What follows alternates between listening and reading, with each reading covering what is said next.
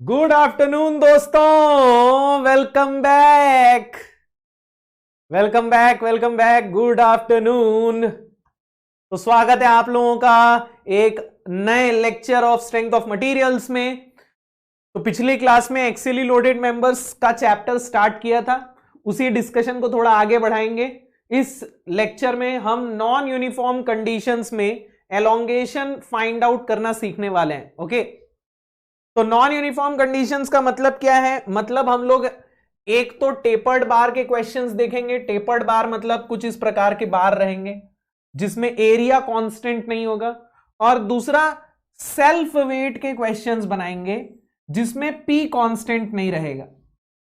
अब ये self weight वाला ना कुछ लोगों को शायद समझ में नहीं आया होगा। टेपर्ड बार तो ऑब्वियसली सबको ही समझ में आ गया होगा कि भैया एरिया चेंज हो रहा है, लेकिन सेल्फ वेट वाला शायद समझ में ना आया। कोई बात नहीं, आगे जब डिस्कशन करेंगे डिटेल में तो सबको समझ में आ जाएगा। ठीक है, तो हमें यूनिफॉर्म कंडीशंस के केस में तो डेल्टा एल निकालना आ गया है। अगर यूनिफॉर्म कंडीशंस है हम डेल्टा एल डायरेक्टली फिट कर देते हैं पीएल बाय ए। ठीक है, बस यूनिट्स का ध्यान रखना होता है और पी का कैलकुलेशन का ध्यान रखना होता है। बाकी सारी चीजें तो आपको क्वेश्चन में दी रहती हैं, तो कोई दिक्कत वाली बात ही नहीं है। अब हम देखने वाले हैं नॉन यूनिफॉर्म कंडीशंस के क्वेश्चंस, जहां आप सीधे ये फॉर्मूला नहीं लगा पाओगे, आपको इंटीग्रेट करके क्वेश्चन बनाना पड़ेगा। तो देखें क्या? अरे देखें क्या?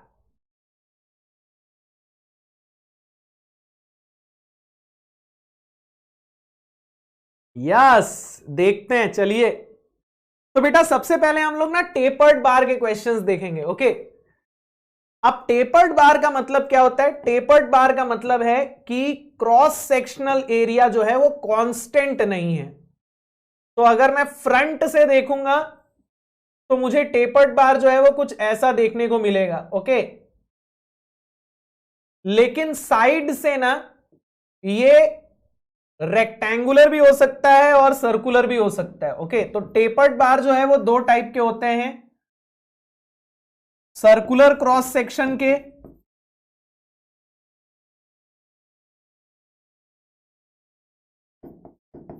और रेक्टेंगुलर क्रॉस सेक्शन के। सर्कुलर क्रॉस सेक्शन मतलब अगर मैं इसको साइड से देखूंगा, अभी मैं फ्रंट से देख रहा हूं, अगर मैं यहां से देखूंगा तो सर्कुलर दिखेगा, डायामीटर जो है वो चेंज होगा लेकिन सर्कुलर रहेगा। और रेक्टेंगुलर मतलब अगर मैं साइड से देखूंगा तो मुझे रेक्टेंगुलर दिखेगा। ओके, तो दोनों टाइप के केसेस में फॉर्मूला थोड़ा सा डिफरेंट होता है। बेसिकली हम लोगों को यहां ना फॉर्मूला डिराइव करना है। ओके, तो चलिए देखते हैं इनका बेसिक फॉर्मूला कैसे डिराइव होता है। डेल्टा एल का फॉर्मूला जो है वो इनके केसेस में कैसे डिराइव होता है। ओके, तो सबसे पहले हम सर्कुलर क्रॉस सेक्शन की बात करेंगे। तो यहां आपको एक सर्कुलर टेपर्ड बार दिख रहा होगा। ओके, इस सर्कुलर टेपर्ड बार का डायामीटर जो है वो कांस्टेंट नहीं है। आप देख सकते हैं यहां डायामीटर मिनिमम है D1 और यहां डायामीटर मैक्सिमम है D2। इसकी लेंथ है L और इस बार के ऊपर एक एक्सियल लोड लग रहा है P। हमारा ऑब्जेक्टिव है चेंज इन लेंथ यानी कि डेल्टा L कैलकुलेट करना। क्लियर है ये बात सबको? क्लियर है ये बात सबको? अरे क्लियर है कि नहीं है? चलिए, क्लियर है सबको? चलिए चलिए, कंप्यूटर में साइट कैसे नहीं खुल रही है अशेष मेरे भाई? तो आप रिप्लाई कहां? अच्छा, आप ऐप में देख रहे हो। बेटा मैं कंप्यूटर में ही खोल के देख रहा हूं। अगर मेरा खुल रहा है तो सबका ही खुल रहा होगा, क्योंकि मैं भी ना वो स्टूडेंट वाला लॉगिन करके ही देख रहा हूं। तो आपको एक बार फिर से कोशिश करनी चाहिए। pw.live में जाइए। सब लोग कंप्यूटर में ही खोल के देख रहे हैं, बहुत सारे लोग हैं कंप्यूटर में खोल के देख रहे हैं। चलिए,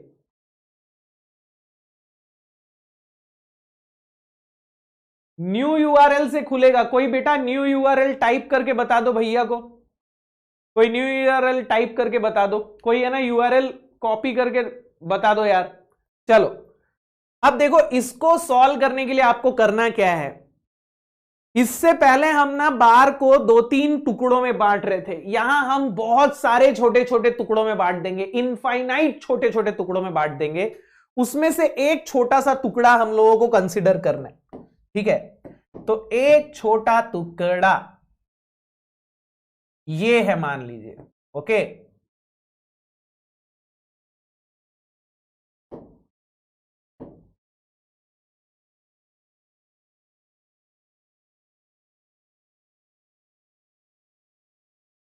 मेरी ड्राइंग उतनी अच्छी नहीं है, बट फिर भी आप लोगों के लिए, सिर्फ और सिर्फ आप लोगों के लिए मैं एक छोटा सा टुकड़ा बना दिया हूं। ठीक है, तो ये एक छोटा सा टुकड़ा है, मान लीजिए। इस छोटे से टुकड़े का कहीं भी एक जगह से डिस्टेंस हम कंसिडर कर लेते हैं। लेट्स से यहां से डिस्टेंस जो है वो x है। ओके, और इसकी लेंथ जो है वो dx है। ये छोटा सा टुकड़ा कुछ इस प्रकार का है।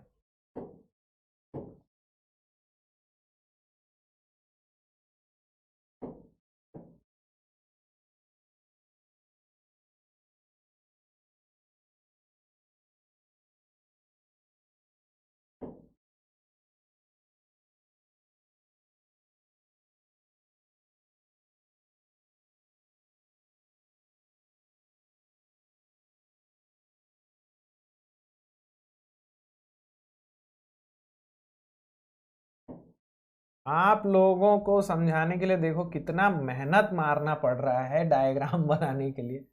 यस, वाह कितना सुंदर डायग्राम, अति सुंदर, देख के मन प्रसन्न हो गया, है ना। तो ये एक छोटा सा टुकड़ा है, मान लीजिए, जो हमने कंसिडर किया है। ओके, अब ये जो लोड है इसके ऊपर भी इतना ही लग रहा होगा ना, P, कुछ इस प्रकार से, है ना। इसकी लेंथ कितनी हो गई? इसकी लेंथ हो गई है भैया dx। ओके, और इसका डायामीटर कितना हो गया? तो मान लीजिए इसका जो डायामीटर है, that diameter is let's say d। Okay, तो इस छोटे से टुकड़े का मुझे डेल्टा एल बता दीजिए कितना आएगा। इस छोटे से टुकड़े का डेल्टा एल मुझे बता दीजिए कितना आएगा। इस छोटे से टुकड़े का डेल्टा एल मुझे बता दीजिए कितना आएगा। मुझे इतना मिलेगा क्या, P D x bye A ई। तो ये हो जाएगा P D X divided by pi by 4 D square into E. Yes, तो इस छोटे से टुकड़े का डेल्टा एल जो है वो इतना है।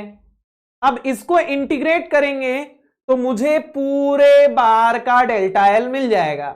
लेकिन प्रॉब्लम ये है कि जब हम इंटीग्रेट करेंगे तो ये जो d है ये x के साथ चेंज करेगा।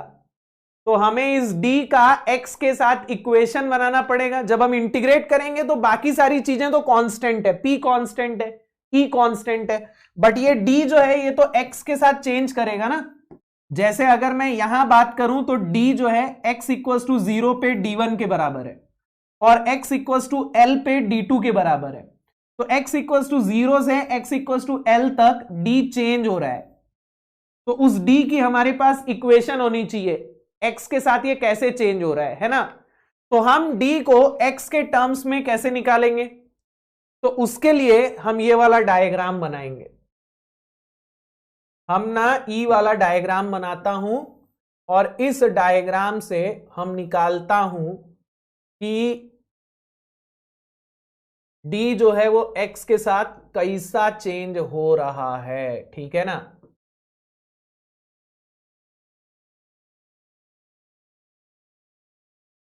चलिए ध्यान से देखिएगा, ओके, ध्यान से देखिएगा। तो हमारा d जो है वो यहां पर है, ठीक है, this is d, which is d।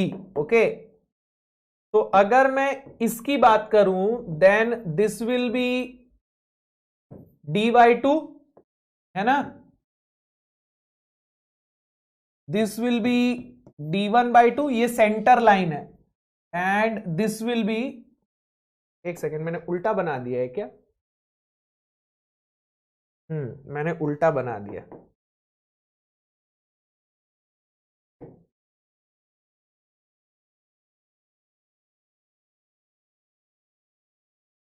अब ठीक है ना?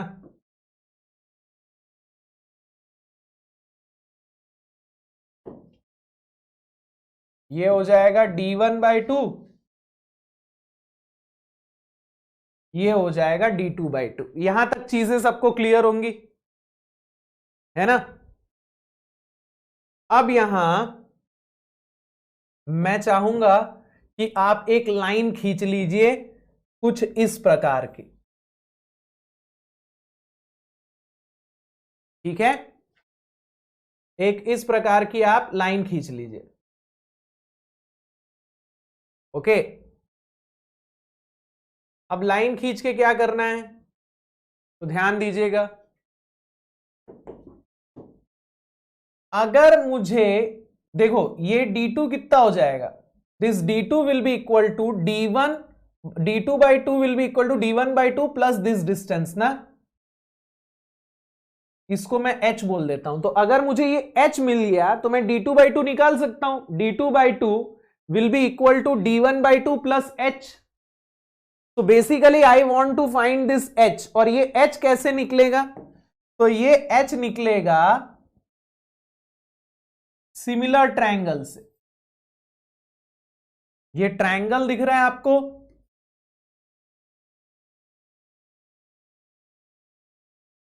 ये ट्रायंगल दिख रहा है आपको, इस ट्रायंगल से ये h निकलेगा, ठीक है ना? ये कितना होगा बेटा, इसको मैं d2 माइनस d1/2 बोल सकता हूं क्या?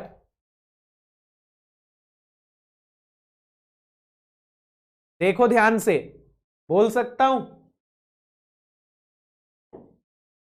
आपको बेसिकली ये h निकालना है, क्योंकि ये d2/2 will be equal to d1/2 plus h। तो ये h निकालने के लिए हम लोग ना इस ट्रायंगल की सिमिलर ट्रायंगल प्रॉपर्टी यूज करेंगे। अब ये वाली हाइट कितनी है, तो ये d2/2 माइनस d1/2 है ना, this is d2/2 and this is d1/2, तो ये हाइट हो जाएगी d2/2 माइनस d1/2, ठीक है? तो अब मैं सिमिलर ट्रायंगल लगा सकता हूं, यहां से यहां तक का डिस्टेंस जो है ये x है, और यहां से यहां तक का डिस्टेंस जो है ये l है। तो क्या मैं लिख सकता हूं h/x equal to d2 minus d1/2 upon l। तो h is equal to d2 minus d1/2l into x। ऐसा आ सकता है क्या, है ना? सिमिलर ट्रायंगल प्रॉपर्टी यूज की है हम लोगों ने, तो ये h/x equal to this by l, okay. तो h को मैं लिख दिया हूं d2 minus d1/2l into x, okay. अब यहां मैंने h की वैल्यू निकाल ली है, तो d will be equal to, sorry d/2 will be equal to d1/2 plus h। तो d will be equal to d1 plus 2h। तो d का इक्वेशन क्या बन जाएगा दोस्त,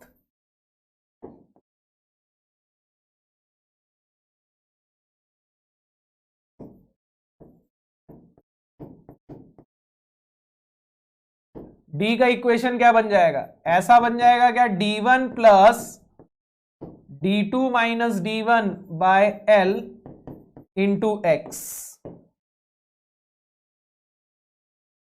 ये d का इक्वेशन बन गया है x के टर्म्स में, ठीक है ना? इसको रटने वटने की जरूरत नहीं है, बस आप एक बार देख लीजिए और समझ लीजिए। बाकी आपको ना डेरिवेशन बस समझने के लिए है, अल्टीमेटली तो आपको फॉर्मूला याद रखना पड़ेगा। ओके, तो अब मेरे पास ना डी की इक्वेशन आ गई है एक्स के टर्म्स में, तो अब मैं यहां डेल्टा एल की इक्वेशन डिराइव कर सकता हूं। तो delta L is equal to integration of P D X divided by pi by 4 D square into E. इस इक्वेशन में आपको डी की इक्वेशन रख देनी है d1 d2 l और x के टर्म्स में। ओके, तो ये d को यहां पुट कर देंगे, तो ये कितना हो जाएगा d1 plus d2 minus d1 by l into x का होल स्क्वायर इंटू ई, और लिमिट कितनी हो जाएगी x इक्वल्स टू 0 से x इक्वल्स टू l। अब ये इंटीग्रेशन करेंगे तो इंटीग्रेशन के बाद finally you will get this P L divided by pi by 4 d1 d2 into E. Okay, अगर आपको इंटीग्रेशन करना है ना तो आप क्या कर सकते हो, इस वैल्यू को कांस्टेंट ले लो, क्योंकि ये वैल्यू वैसे भी ना कांस्टेंट है, ये इंटीग्रेट तो होगा नहीं, तो इसको आप d1 plus some constant into x ले लेना, तो 1 upon d1 plus C x का होल स्क्वायर आएगा। उसको इंटीग्रेट करोगे ना तो -1/2 d1 प्लस सी एक्स का होल स्क्वायर, ऐसा कुछ आएगा, है ना। फिर लिमिट रख देना और उसके बाद फाइनली ये आपको वैल्यू मिलती है। अगर आप चाहो तो आप जब खाली बैठोगे फुर्सत में ना तो इंटीग्रेट करके देख सकते हो, ये ऐसे इंटीग्रेशन तो आपने मैथ्स में किए होंगे ना। तो ये आपका फाइनल फॉर्मूला बन रहा है डेल्टा एल का। तो this is the delta L of circular tapered bar. अब इस इक्वेशन को ध्यान से देखिए, इस इक्वेशन को देखने से आपको एक चीज क्लियर हो रही है, अगर ये एक प्रिज्मेटिक बार होता, मतलब अगर इसका डायामीटर कांस्टेंट होता, तो फॉर्मूला क्या बनता, पीएल बाय ए, है ना। और उस केस में ए की जगह आता पाई बाई 4 डी स्क्वायर। यहां आपको बस डी स्क्वायर की जगह ना d1 इंटू डी टू रखना है ना। आपको बस यहां डी स्क्वायर की जगह d1 इंटू डी टू रखना है। यस, बाकी पूरा फॉर्मूला सेम है, देखो ना, पीएल बाय ए, एरिया कितना होता है सर्कुलर बार का, पाई बाई 4 डी स्क्वायर। तो पूरा फॉर्मूला वही है, बस डी स्क्वायर की जगह आपको क्या कर देना है, d1 इंटू डी टू कर देना है। ठीक है, तो ये फॉर्मूला याद रहेगा, पीएल बाय ए, एरिया में पाई बाई 4 डी स्क्वायर की जगह क्या कर देना है, d1 इंटू डी टू कर देना है, खत्म। बाकी पूरा फॉर्मूला लगभग सेम है। सो this is the formula of change in length of a circular tapered bar. Okay, अब ऐसे ही रेक्टेंगुलर टेपर्ड बार के केस में भी होगा।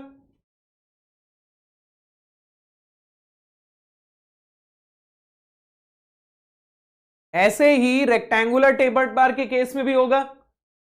तो ये है आपका रेक्टेंगुलर टेपर्ड बार। ओके, ध्यान से देखिए, रेक्टेंगुलर टेपर्ड बार के केस में आपको यहां थिकनेस कांस्टेंट मिल रही है।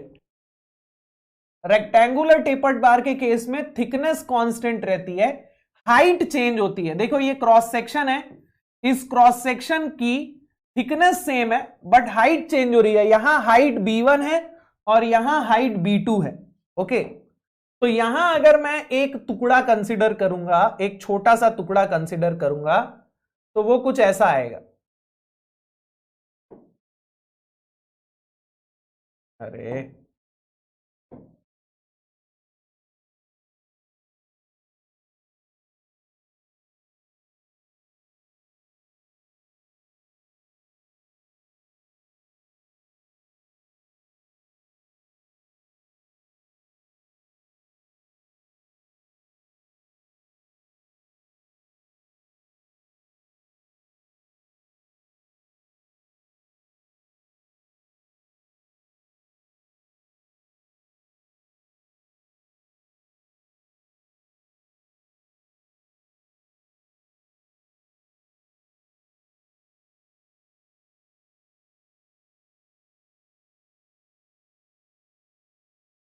ठीक है, तो मान लीजिए एक ऐसा टुकड़ा अपन कंसिडर कर रहे हैं। ओके, इस टुकड़े की हाइट है मान लीजिए b।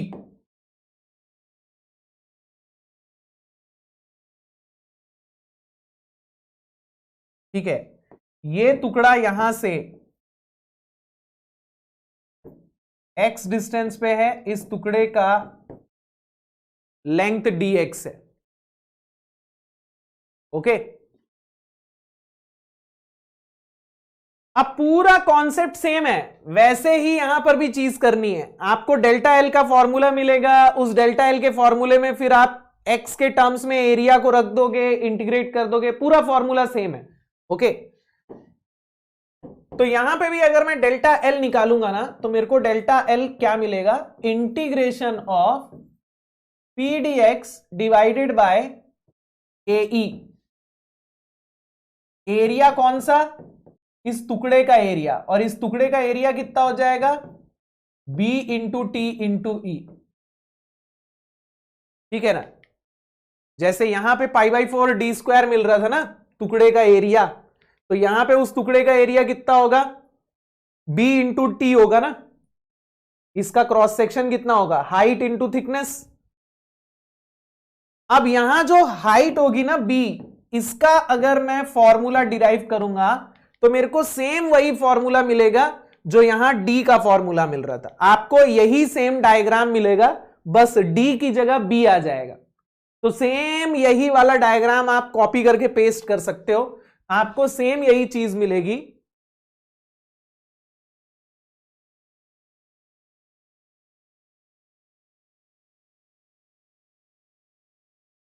ठीक है, बस जहां जहां d लिखा है ना, वहां वहां क्या आ जाएगा, वहां वहां b आ जाएगा। ओके, तो ये हो जाएगा b1/2, ये हो जाएगा b2/2, ये हो जाएगा b2 माइनस b1/2।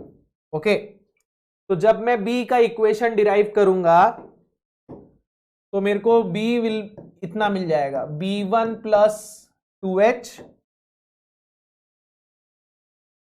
यानी कि b1 plus b2 minus b1/l into x। Same वही चीज। ठीक है,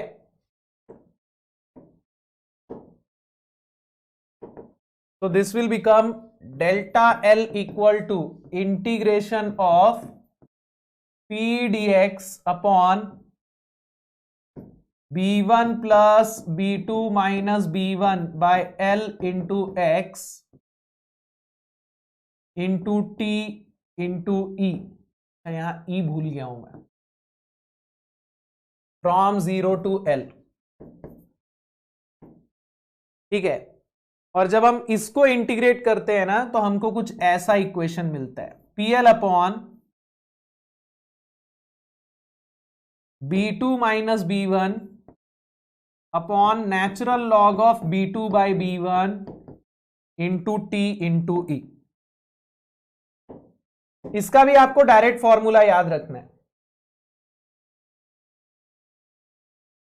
ठीक है, तो this is the formula of delta L of a rectangular tapered bar. Okay, अब यहां पे भी देखो, आपको फॉर्मूला देख के है ना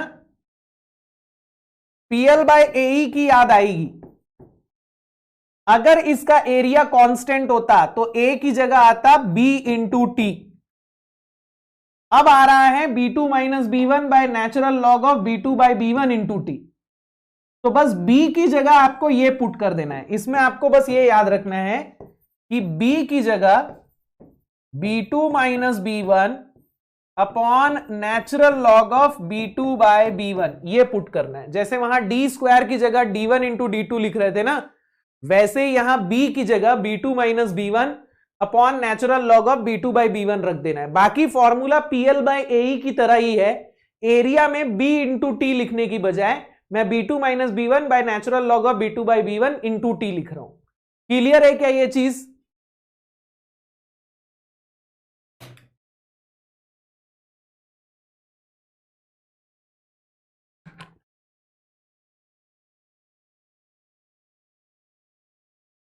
क्लियर है क्या ये चीज? तो ये दो फॉर्मूले आपको याद रखने हैं। एक है सर्कुलर टेपर्ड बार का डेल्टा एल का फॉर्मूला, ओके। एक तो ये फॉर्मूला अपने को याद रखना है, ठीक है। एग्जाम में क्वेश्चन आएगा ना तो फॉर्मूले के ऊपर आएगा, आपको डेरिवेशन के ऊपर क्वेश्चन नहीं आएगा। तो फॉर्मूला याद रखना है। एक तो आपको सर्कुलर टेपर्ड बार का PL upon π/4 d1 d2 into E, और एक रेक्टेंगुलर टेपर्ड बार का PL upon b2 minus b1 by natural log of b2 by b1 into t into E, ठीक है। अब इसके ऊपर क्वेश्चन किस तरीके के आते हैं, तो काफी फॉर्मूला बेस्ड टाइप के क्वेश्चन आते हैं, ओके। एक क्वेश्चन करके देखें, एक क्वेश्चन करके देखें।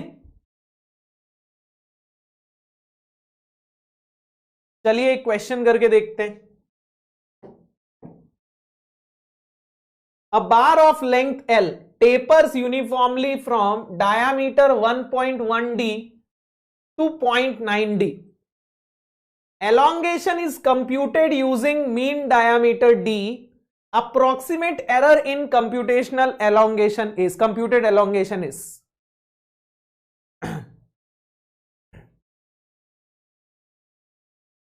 आपको क्या बोल रहा है कि एक बार है, उसका चेंज इन लेंथ हम लोगों को कैलकुलेट करना है। वो सर्कुलर टेपर्ड बार है, हम लोगों ने उसका डेल्टा एल ना मीन डायामीटर लेके कैलकुलेट कर लिया था। तो अब उसका जो एरर होगा वो कितना आएगा?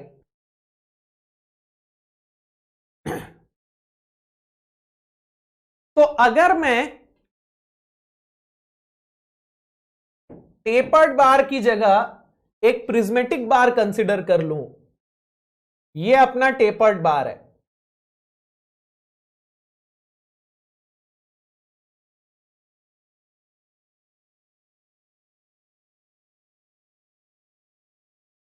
ठीक है। This is 1.1d and this is 0.9d, okay. इसकी जगह हम लोगों ने क्या किया, हम लोगों ने एक मीन डायामीटर का बार कंसिडर कर लिया, जिसका डायामीटर कितना है, इसका डायामीटर कितना है d।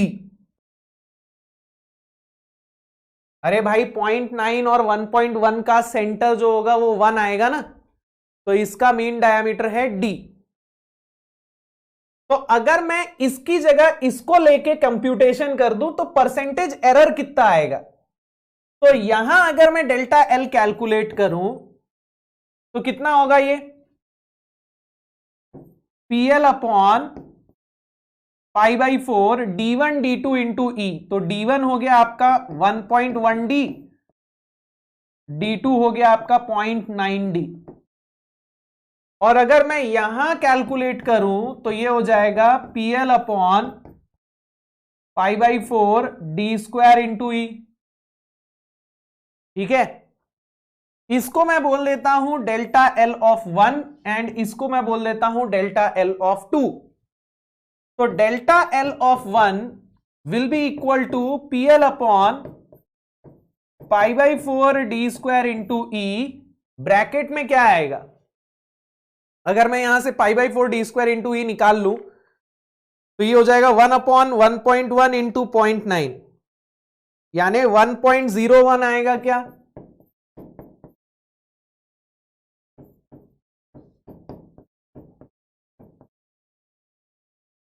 अरे आएगा कि नहीं आएगा?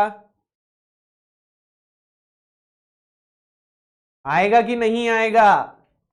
तो मेरा चेंज इन लेंथ इतना आना चाहिए था, लेकिन इतना आ रहा है। तो अब परसेंटेज एरर कितना है?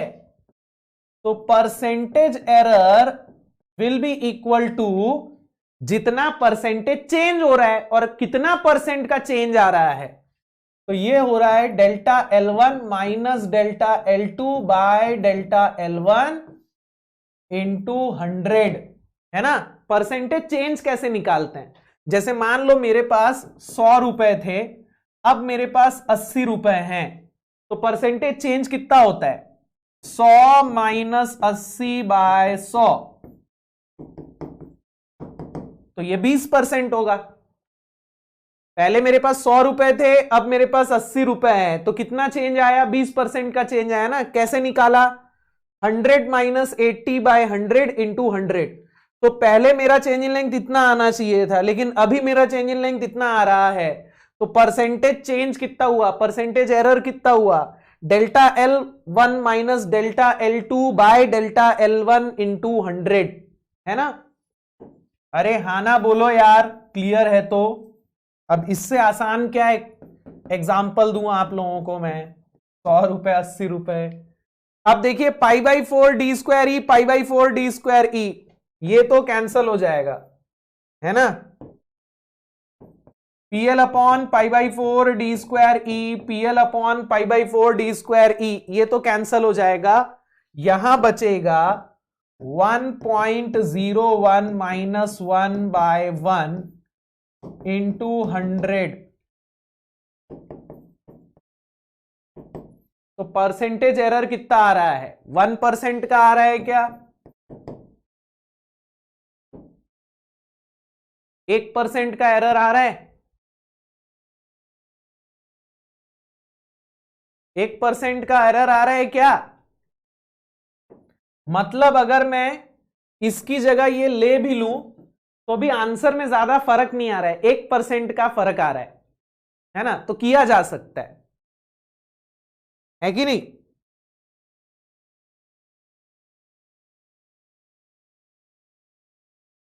अरे हाँ ना, कुछ तो बोल दो यार। क्लियर है? तो हम लोगों ने इस केस का डेल्टा L1 निकाला, इस केस का डेल्टा L2 निकाला, और दोनों का परसेंटेज चेंज निकाल दिया, तो परसेंटेज एरर मिल गया, है ना? एक्चुअल में डेल्टा L इतना आता है, लेकिन हमने इतना निकाल दिया है, तो एरर कितने का आ रहा है? Delta L1 minus delta L2 by delta L1 into 100, 1% का एरर आ रहा है।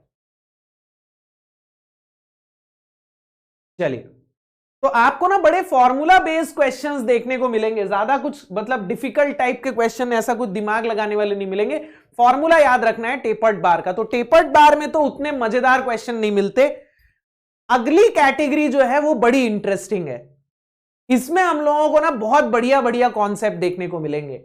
अगली जो कैटेगरी है नॉन यूनिफॉर्म कंडीशन की, that is elongation of bars subjected to self weight. Self weight का मतलब क्या होता है?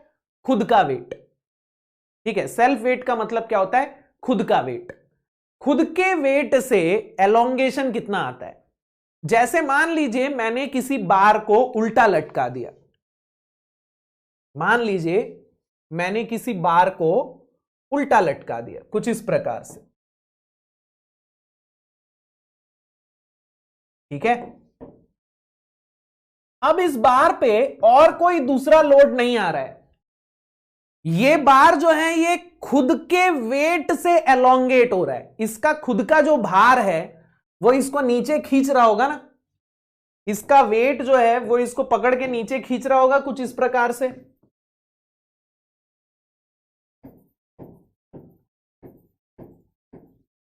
अरे हाँ ना बोलो यार।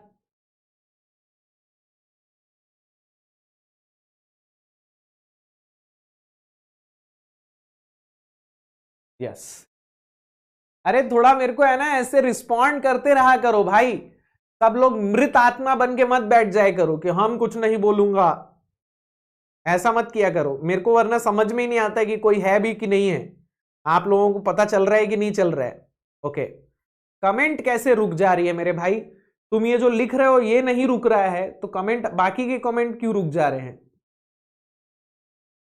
चलो, तो अब मेरे भाई ध्यान से देखो, ये जो बार है ना, इसके वेट की वजह से अगर मुझे डेल्टा एल कैलकुलेट करना है तो मैं सीधे पीएल बाय ए नहीं लगा सकता। क्यों नहीं लगा सकता ये समझते हैं पहले, ठीक है? अगर मान लीजिए मैंने कोई भी एक सेक्शन कंसिडर किया,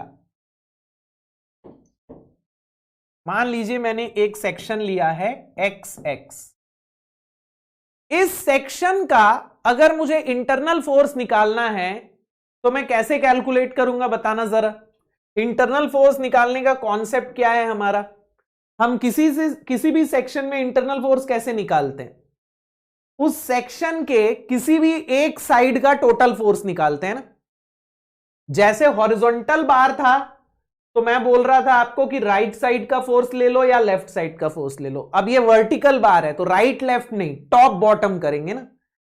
तो आप इस सेक्शन के या तो बॉटम का फोर्स ले लो या तो इसके टॉप का फोर्स ले लो। अब यहां टॉप साइड में ना एक रिएक्शन भी आएगा, जो रिएक्शन मुझे पता नहीं है। तो मैं इस सेक्शन में इंटरनल फोर्स कैसे निकालूंगा? इसके नीचे का टोटल फोर्स लेके निकालूंगा क्या? इसके नीचे का टोटल फोर्स लेके निकालूंगा क्या? अरे कुछ तो बोल दो। तो internal force at section x x section का इंटरनल फोर्स, इसको मैं पी एक्स बोल देता हूं। ओके, कैसे निकलेगा? इसके नीचे का टोटल फोर्स। अब इसके नीचे फोर्स कितना लग रहा है? और कोई फोर्स तो है नहीं, तो इसके नीचे का जो फोर्स होगा वो इसके वेट के बराबर होगा ना। तो मैं ऐसा लिख सकता हूं, it will be equal to weight of bar below x x, है ना। इंटरनल फोर्स किसी भी एक्स सेक्शन पे कितना आएगा? जितना उसके नीचे बार का वेट होगा, राइट। अब ये जो वेट होगा ये चेंज होता जाएगा। अगर मान लीजिए मैं इस डिस्टेंस को x ले लेता हूं, अगर मान लीजिए ये सेक्शन यहां से x डिस्टेंस पे है, तो जैसे जैसे मैं इस x को चेंज करता जाऊंगा वैसे वैसे ये फोर्स भी चेंज होता जाएगा। अगर मैं यहां देखूं तो इंटरनल फोर्स कितना मिलेगा मुझे? इसके नीचे तो कुछ है ही नहीं, तो यहां इंटरनल फोर्स की वैल्यू होगी 0। और जैसे जैसे मेरा x इंक्रीज होता जाएगा इंटरनल फोर्स भी इंक्रीज होता जाएगा।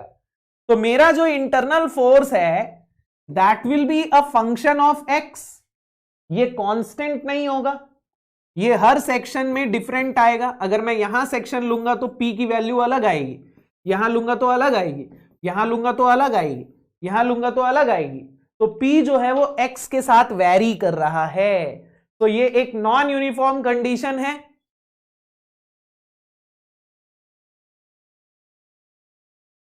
हाँ कि ना? हाँ कि ना?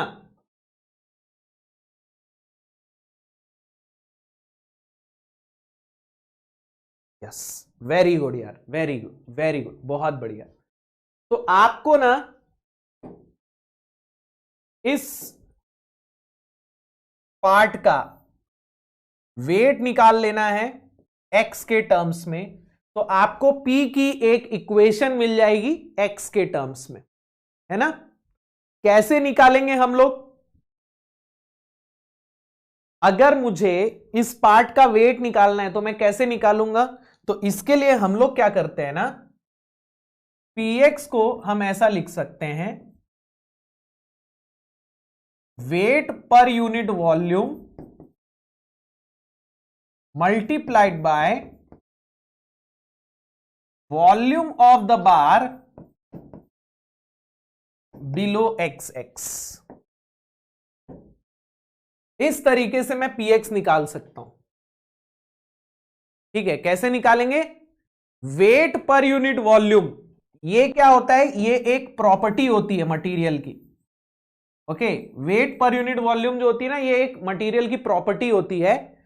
इसको हम वॉल्यूम से मल्टीप्लाई कर देंगे, इतने पार्ट का वॉल्यूम का फॉर्मूला हम निकाल सकते हैं। ठीक है, ये वेट पर यूनिट वॉल्यूम क्या होता है दोस्त? Weight per unit volume is known as weight density या स्पेसिफिक वेट। ओके, ये मटेरियल प्रॉपर्टी होती है, this is property of material.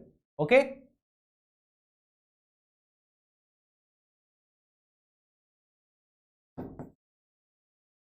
इसको ना स्मॉल w या गामा से भी डिनोट कर सकते हैं। ओके, स्मॉल w या गामा से भी डिनोट कर सकते हैं। मैं गामा से इसलिए डिनोट करता हूं ना, क्योंकि ना वेट को मैं w से डिनोट करता हूं। तो मैं अगर w लिखूंगा ना, आपको समझ में नहीं आएगा कि मैंने स्मॉल w लिखा है कि कैपिटल w लिखा है, तो इसीलिए मैं गामा से डिनोट कर देता हूं। ओके, तो ध्यान से देखिएगा, अगर मैं स्टील के लिए गामा की बात करूं ना, तो gamma of steel 77 kilo Newton पर मीटर क्यूब होता है। ये याद नहीं रखना है, मैं आपको बस एक अंदाजा बता रहा हूं कि wait per unit volume steel का 77 किलो न्यूटन पर मीटर क्यूब होता है। तो ये एक प्रॉपर्टी होती है, ठीक है, ये मटेरियल की प्रॉपर्टी होती है। ओके, कई बार अपने को ना गामा नहीं दिया रहता है, कई बार अपने को ना डेंसिटी दी रहती है। तो अगर डेंसिटी दी हुई है तो अपने को उसमें बस g मल्टीप्लाई कर देना है। दिस इज मास पर यूनिट वॉल्यूम। तो अगर मास पर यूनिट वॉल्यूम दिया है तो उसको वेट पर यूनिट वॉल्यूम में कैसे कन्वर्ट करोगे? Mass into g, that will be mass weight ना। तो अगर अपने को गामा नहीं दिया है, रो दिया है, तो रो इंटू जी कर देना, गामा मिल जाएगा। क्लियर है क्या? अब ये मत पूछना कोई कि जी क्या है, नहीं तो कंप्यूटर में घुस के एक झापड़ देंगे।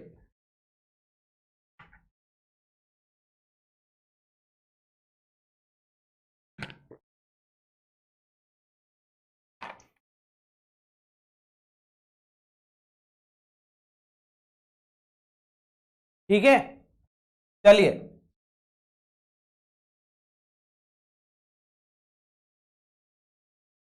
तो अब हम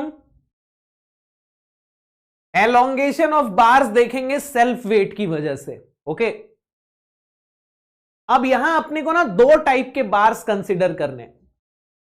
एक है वो बार जिनका क्रॉस सेक्शनल एरिया कांस्टेंट हो, इनको हम बोलते हैं प्रिज्मेटिक बार, और एक है कॉनिकल बार। प्रिज्मेटिक बार और कॉनिकल बार में क्या फर्क है? प्रिज्मेटिक बार में एरिया कांस्टेंट है, लेकिन कॉनिकल बार में एरिया जो है ऊपर से नीचे तक वेरी करेगा। तो हम दोनों केसेस में देखेंगे elongation due to self weight का फॉर्मूला क्या आता है। अब मैं आपको बता दूं, इससे पहले वाला जो डेरिवेशन था वो इतना इंपॉर्टेंट नहीं था, इसलिए मैंने आपको ज्यादा डिटेल में समझाया भी नहीं। मैंने आपको डायरेक्ट फॉर्मूला, वैसे मैंने पूरा समझाया, बट मैंने आखिरी का इंटीग्रेशन नहीं किया, मैंने सीधे फॉर्मूला लिखा दिया, क्योंकि वो इतना इंपॉर्टेंट नहीं है। लेकिन अब जो हम डेरिवेशन कर रहे हैं बहुत इंपॉर्टेंट है, क्योंकि इससे घुमा फिरा के सवाल आता है। ठीक है, इससे अच्छे सवाल बनते हैं, तो इस डेरिवेशन को समझना बहुत जरूरी है। क्लियर है ये चीज? तो यहां तक जो मैंने बताया ये चीजें क्लियर है ना आपको, कि आपको किसी भी सेक्शन का इंटरनल फोर्स कैसे मिलेगा, उस सेक्शन के नीचे का जो टोटल वेट होगा वो कैसे निकालेंगे? Weight per unit volume multiply by उतने पार्ट का वॉल्यूम। वेट पर यूनिट वॉल्यूम आपको मटेरियल का दिया रहता है, ठीक है। वेट पर यूनिट वॉल्यूम जो है उसको हम गामा से डिनोट करते हैं, तो गामा मटेरियल का अपने को दिया रहता है। अगर गामा नहीं दिया रहता तो रो दिया रहता है। Gamma is nothing but rho into g. Okay, अब हम देखेंगे प्रिज्मेटिक बार के केस में। सबसे पहले तो प्रिज्मेटिक बार के केस में डेल्टा एल का फॉर्मूला क्या आएगा। ओके, तो अब हमको क्या करना है? सबसे पहले हमें पी की इक्वेशन चाहिए, पी की इक्वेशन बनानी है। तो हम किसी भी एक्स डिस्टेंस पे एक सेक्शन कंसिडर कर लेते हैं।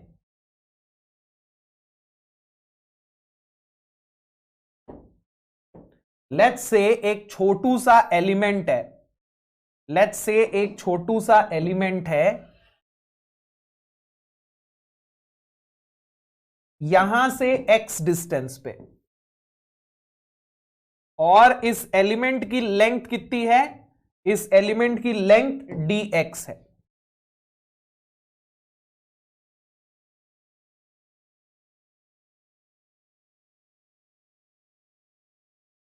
ठीक है, अब इस एलिमेंट के लिए डेल्टा एल की इक्वेशन कितनी हो जाएगी? What will be the delta L of this element?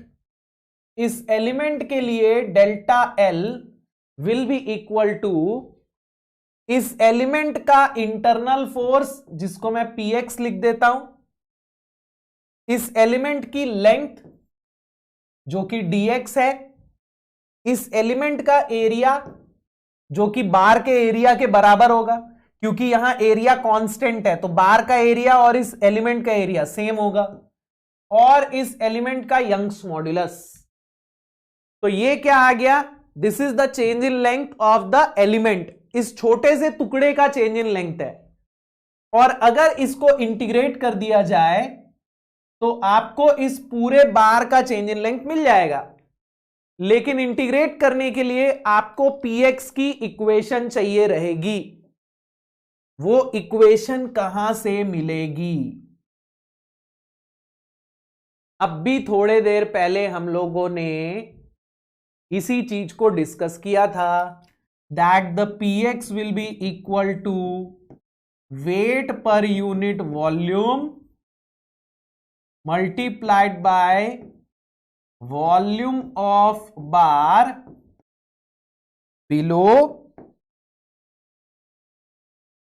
The element, है ना? तो चलिए px की इक्वेशन निकालेंगे।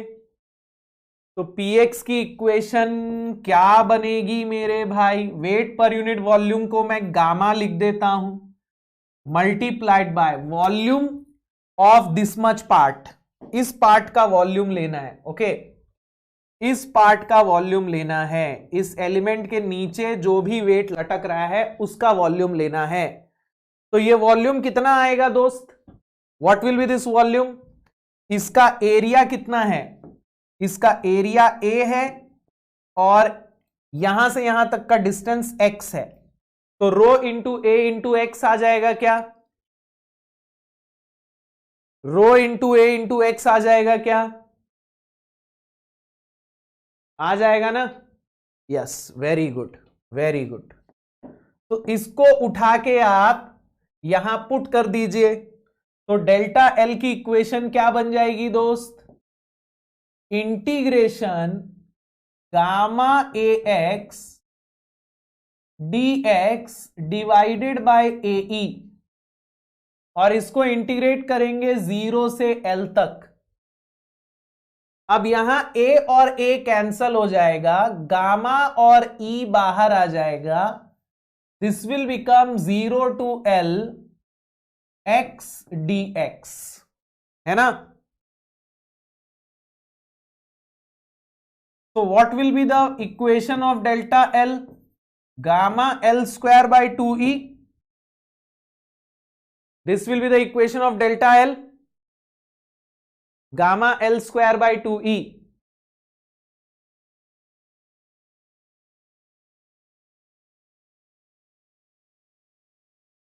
अरे हाँ कि ना?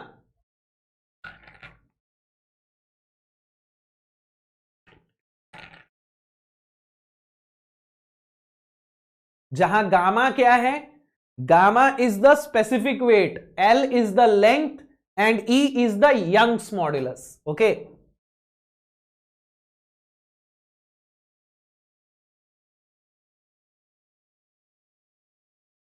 Very good. चलिए, अब यहां जो हम लोगों ने फॉर्मूला निकाला है, ये डेल्टा एल का फॉर्मूला है गामा के टर्म्स में। अगर मुझे वेट के टर्म्स में निकालना हो, कई बार क्या होता है ना, वेट पर यूनिट वॉल्यूम की जगह आपको बार का वेट दिया रहता है सीधे। आपको मटेरियल का वेट पर यूनिट वॉल्यूम नहीं दिया रहेगा, आपको सीधे बार का वेट दे देगा। तो अगर मुझे बार का वेट दिया है, तो वहां से मैं डेल्टा एल का फॉर्मूला कैसे निकालूंगा? तो ध्यान दीजिएगा, मान लेते हैं टोटल वेट ऑफ द बार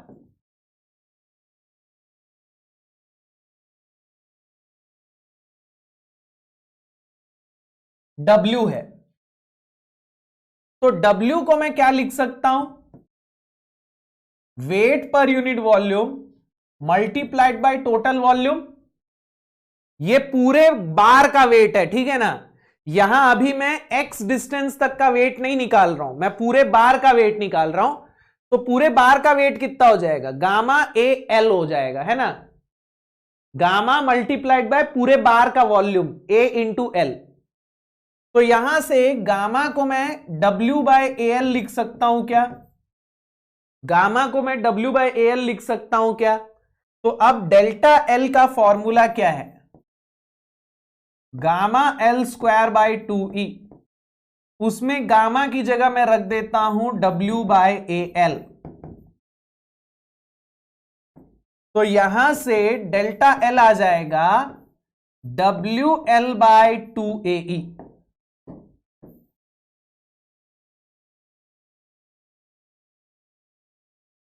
अब ध्यान से इस फॉर्मूले को देखिए, क्या यह फॉर्मूला PL बाय AE से मिलता जुलता है, क्या यह फॉर्मूला PL बाय AE से मिलता जुलता है।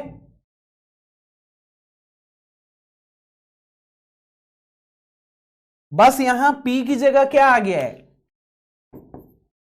P की जगह W बाय 2 आ गया है ना। यस, ये PL बाय AE का फॉर्मूला है, बस यहां P की जगह W बाय 2 आ गया है, ठीक है। तो गामा के टर्म्स में डेल्टा एल का फॉर्मूला ये होता है और W के टर्म्स में डेल्टा एल का फॉर्मूला ये होता है। Okay, very good very good. अच्छा, ये तो हम लोगों ने डेल्टा एल का फॉर्मूला निकाल लिया, लेकिन कुछ सवालों में ना अपने को सेल्फ वेट की वजह से स्ट्रेस भी पूछ लेता है। तो स्ट्रेस निकालने का भी यहां हम फॉर्मूला डिराइव कर लेते हैं। ओके, तो अगर मान लीजिए मैं आपसे पूछूं कि नॉर्मल स्ट्रेस किसी भी x डिस्टेंस पे कितना होगा,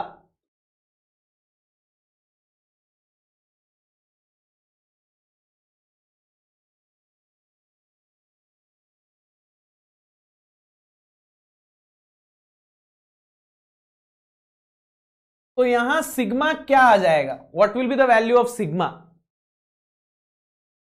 what will be the value of sigma. किसी भी x डिस्टेंस का नॉर्मल स्ट्रेस कितना हो जाएगा, क्या, px डिवाइडेड बाय a।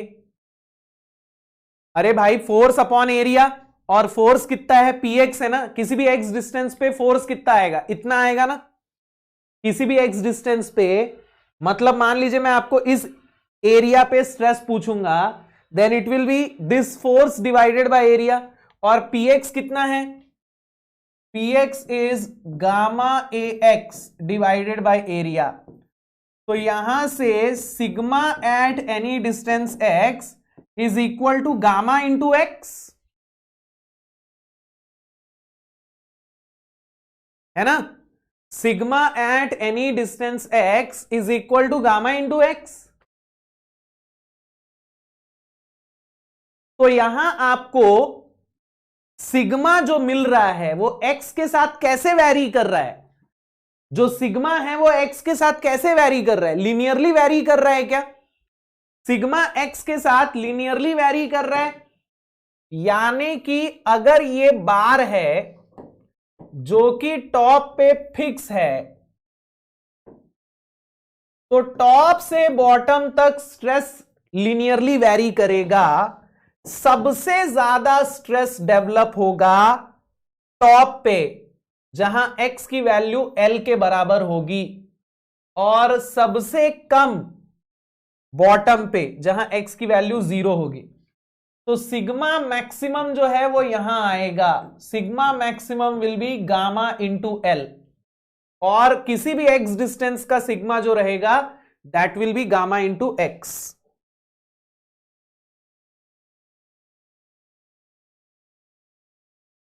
है ना।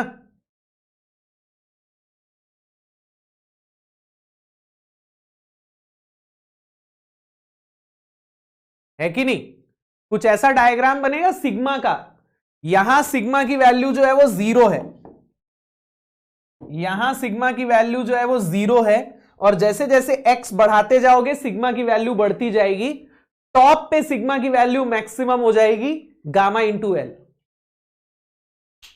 ये चीज क्लियर है क्या? ये चीज क्लियर है क्या?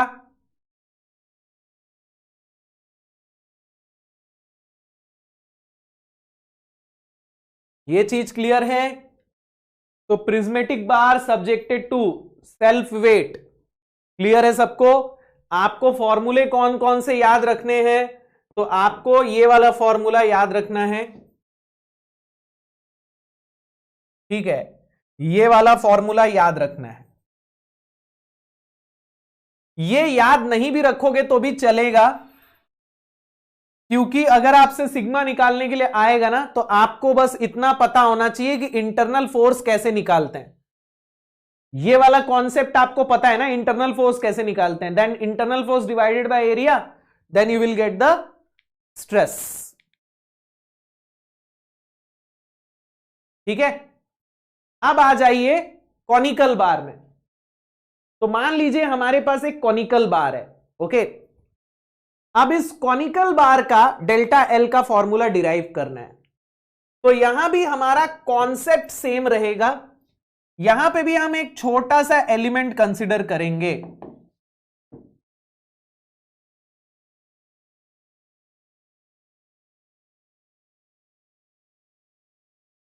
ठीक है।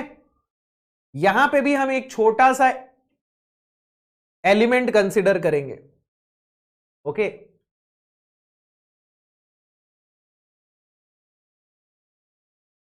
अब इस एलिमेंट का डेल्टा एल कितना हो जाएगा?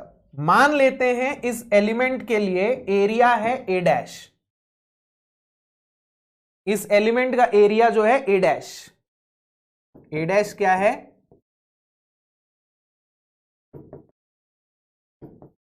Area of the element. ये छोटा सा जो एलिमेंट लिया है ना हम लोगों ने, इसका एरिया मान लीजिए ए डैश है, ओके। तो डेल्टा एल कितना हो जाएगा दोस्त इस एलिमेंट का? इसका फोर्स, ये एलिमेंट हम लोगों ने यहां से एक्स डिस्टेंस पे लिया है मान लीजिए, और इसकी लेंथ है dx।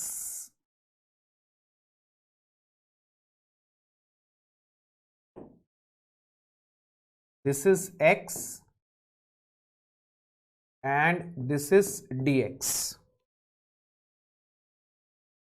तो इसका फोर्स मल्टीप्लाइड बाय इसका लेंथ dx डिवाइडेड बाय इसका area a dash into Young's modulus E, और फिर इसको इंटीग्रेट कर देंगे तो टोटल का डेल्टा एल आ जाएगा। अब यहां भी अपने को क्या करना पड़ेगा? px का इक्वेशन डिराइव करना पड़ेगा, ओके। तो px will be equal to weight per unit volume multiplied by volume of bar below the element, ठीक है। तो वेट पर यूनिट वॉल्यूम को तो हम लोग गामा बोल देते हैं, और इस एलिमेंट का के नीचे का एरिया कितना हो जाएगा, वॉल्यूम कितना हो जाएगा बेटा? ये एक कोन बन रहा है क्या? ये एक कोन बन रहा है क्या? कोन का वॉल्यूम कितना होता है दोस्त? कोन का वॉल्यूम कितना होता है? कोन का वॉल्यूम कितना होता है?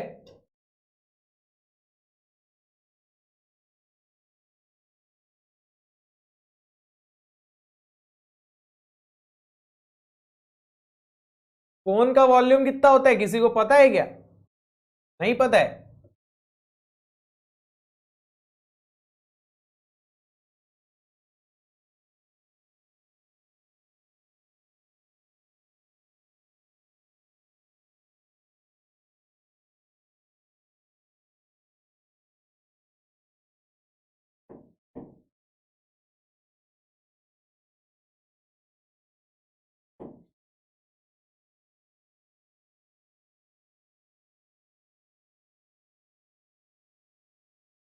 मान लीजिए ये एरिया, बेस एरिया इसका ए है, ओके, एंड मान लो ये हाइट इसकी h है, तो वॉल्यूम ऑफ कोन कितना होता है?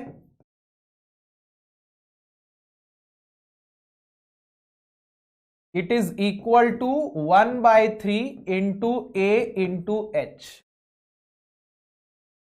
क्लियर है क्या? पाई आर स्क्वायर मतलब कि बेस एरिया ना, बेस एरिया को ही तो पाई आर स्क्वायर बोलते हैं ना। तो 1/3 into pi r square into H, यानी 1/3 into A into H. Okay,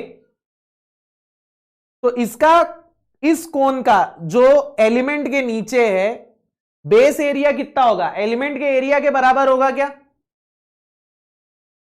अरे ये जो कोन बन रहा है, ये जो छोटा कोन बन रहा है, इसका बेस एरिया जो है वो एलिमेंट के एरिया के बराबर होगा क्या? तो इस कोन का वॉल्यूम कितना हो जाएगा? 1/3 इंटू ए डैश इंटू एक्स हो जाएगा क्या? यहां हाइट कितनी मिल रही है? एक्स मिल रही है ना।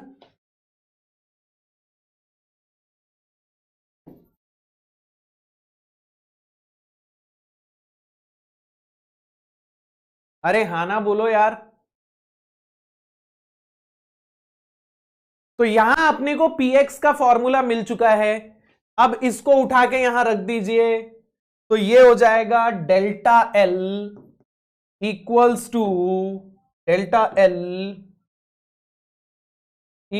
To integration 0 to L 1/3 gamma A dash X into D X divided by A dash into E.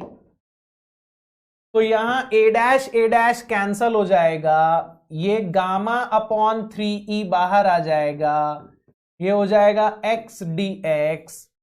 तो यहां से delta L will B gamma L square by 6e। इतना आएगा कि नहीं आएगा?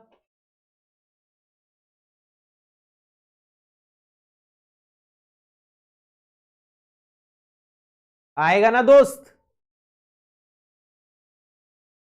दोनों फॉर्मूले में देखो बस इतना अंतर है, यहां gamma L square bye 2e आ रहा है और यहां gamma L square by 6e आ रहा है ना।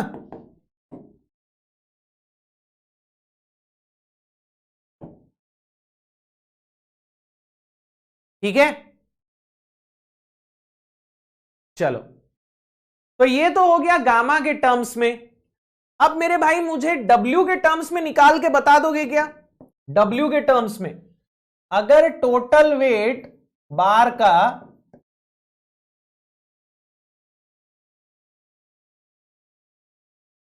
कैपिटल W है, तो W के टर्म्स में फॉर्मूला निकाल के बता सकते हैं आप लोग मुझे? इस पूरे कोन का वेट कितना हो जाएगा? ये छोटे वाले कोन का वेट कितना था? 1/3 ए डैश इंटू एक्स। तो पूरे कोन का वेट कितना हो जाएगा? पूरे कोन का वॉल्यूम कितना हो जाएगा? सॉरी, पूरे कोन का वेट कितना हो जाएगा? पूरे कोन का वेट हो जाएगा गामा इंटू 1/3 ए इंटू एल, जहां ए जो है वो पूरे कोन का बेस एरिया है। ठीक है, छोटे वाले कोन का बेस एरिया ए डैश था, बड़ा पूरा जो कोन है उसका बेस एरिया मान लीजिए ए है। तो यहां से गामा को मैं लिख सकता हूं 3W बाय ए एल। तो अब यहां से कैपिटल W के टर्म में मेरा डेल्टा एल कितना आ जाएगा? तो this is gamma L square by 6e and gamma is 3W by A L. तो डेल्टा एल का फॉर्मूला कितना आ रहा है? WL/2AE आ रहा है क्या? सेम फॉर्मूला आ रहा है क्या? सेम फॉर्मूला आ रहा है क्या?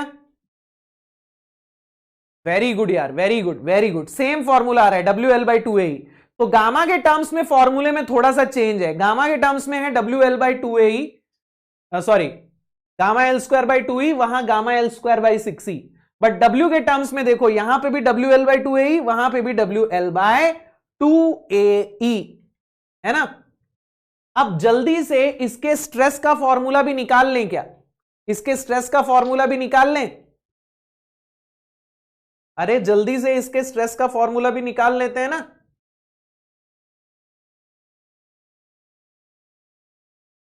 तो normal stress at any distance x will be equal to px upon a dash. किसी भी x डिस्टेंस का एरिया मैं a डैश मान रहा हूं, तो ये हो जाएगा px अपॉन a डैश।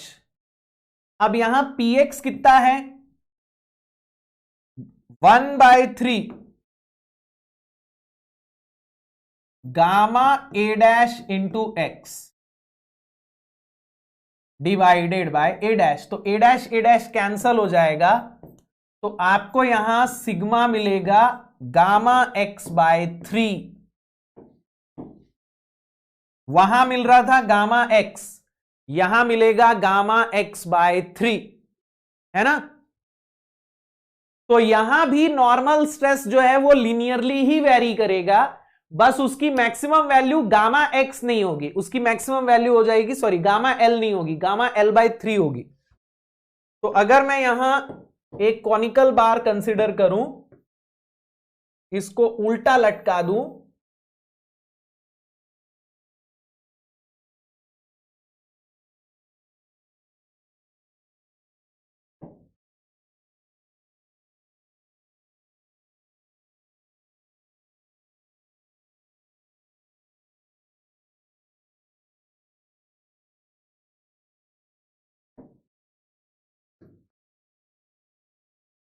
इस प्रकार से, तो यहां स्ट्रेस लिनियरली ही वेरी करेगा।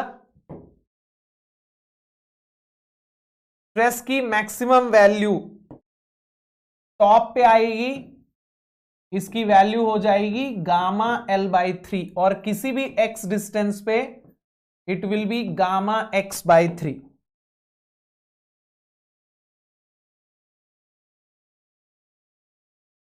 है ना। वेरी गुड यार, very good very good very good, बहुत बढ़िया बहुत बढ़िया। अच्छा, अब मैं आप लोगों को एक बहुत सुंदर कॉन्सेप्ट बताने वाला हूं, जिसको सुन के आपको शायद झटका लगेगा। अभी तक हम लोग जब सिग्मा या डेल्टा एल निकालते थे, दोनों के फॉर्मूले में एरिया आता था। Sigma is equal to force upon area and delta L is equal to PL upon A.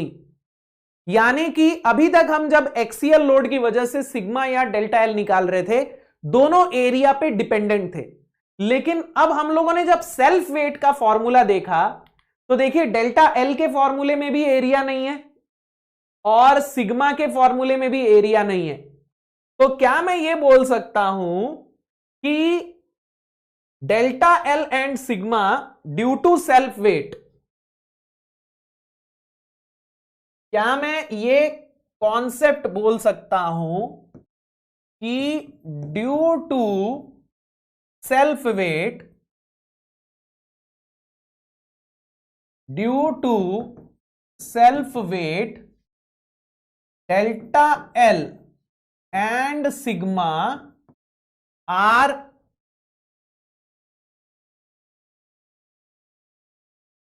independent of area? क्या ये बोला जा सकता है? अरे क्या ये बोला जा सकता है? बिल्कुल बोला जा सकता है ना। अब यहां ना एक कंफ्यूजन होता है, बहुत बार बच्चे क्या बोलते हैं कि सर ये वाले फॉर्मूले में तो एरिया तो आप कैसे बोल सकते हो डेल्टा एल एरिया के इंडिपेंडेंट है ना। बट आप एक चीज ध्यान देना, यहां जब मैं डेल्टा एल को देख रहा हूं ना कि किसके किसके ऊपर डिपेंड कर रहा है, तो गामा और ई जो है दोनों मटेरियल की प्रॉपर्टी है। इनको मैं कांस्टेंट मान सकता हूं और बोल सकता हूं डेल्टा एल जो है वो एल स्क्वायर के प्रोपोर्शनल है।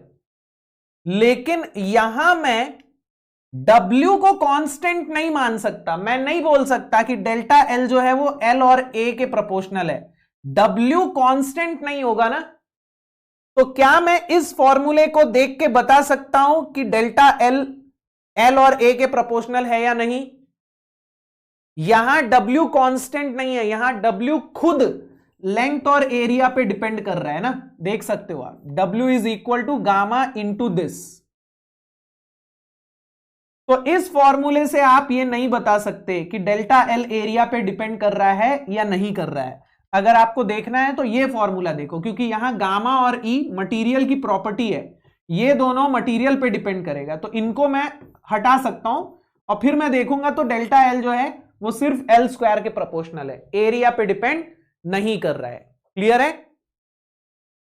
ये वाला कंफ्यूजन क्लियर हुआ क्या कि इस फॉर्मूले को क्यों नहीं देखना है? क्योंकि W यहां कांस्टेंट चीज नहीं है, E कांस्टेंट है, तो मैं E को हटा सकता हूं, बट W को मैं नहीं हटा सकता। W को हटा के मैं नहीं बोल सकता कि delta L is proportional to L by A, क्योंकि W कांस्टेंट है ही नहीं। W मटेरियल पे थोड़ी डिपेंड कर रहा है, W L और A पे भी डिपेंड कर रहा है, देखिए। ठीक है, क्लियर है यहां? तो मैं कॉनिकल बार की बात करूं या प्रिज्मेटिक बार की बात करूं, दोनों ही केसेस में डेल्टा एल और सिग्मा दोनों ए के इंडिपेंडेंट होते हैं, दोनों ए पे डिपेंड नहीं करते, दोनों के फॉर्मूले में एरिया नहीं आता। ओके, तो चलिए अब सवाल बनाएं। सवाल बनाएं क्या?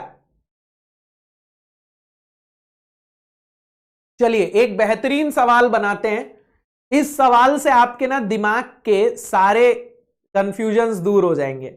इस एक सवाल में सेल्फ वेट के ऊपर जो कुछ भी पूछा जा सकता है ना, वो सब कुछ देख लेंगे हम लोग। ठीक है, एक सवाल सारे सवालों के बराबर, ये एक ही सवाल मैं आपको दूंगा और इस एक सवाल से सेल्फ वेट के सारे प्रॉब्लम्स कवर हो जाएंगे। ठीक है, चलिए, तो ये एक बहुत बेहतरीन सवाल है, ध्यान से बनाइएगा। A steel bar ABC 16 metre long having cross sectional area 8 mm square weighs 40 newton. एक स्टील का बार है, 40 न्यूटन उसका वेट है। ओके, उसका लेंथ 16 मीटर का है और एरिया जो है वो 8 mm स्क्वायर है। आपको मॉड्यूलस ऑफ इलास्टिसिटी दिया हुआ है 200 गीगा पास्कल और बोला जा रहा है दो चीजें निकालनी है, एक तो डिफ्लेक्शन और दूसरा स्ट्रेस। डिफ्लेक्शन आपको बी और सी पे निकालना है, स्ट्रेस आपको ए और बी पे निकालना है। ठीक है, बी जो है वो मिड पॉइंट है। तो इस एक सवाल से आपको सारे टाइप के क्वेश्चंस मिल गए, मतलब सेल्फ वेट के ऊपर जो जो पूछा जा सकता है ना, वो सब पूछ दिया है मैंने। ठीक है, चलिए अब सबसे पहली चीज हम लोग डिफ्लेक्शन कैलकुलेट करेंगे, और डिफ्लेक्शन हम कहां का निकालेंगे? बी और सी का निकालेंगे।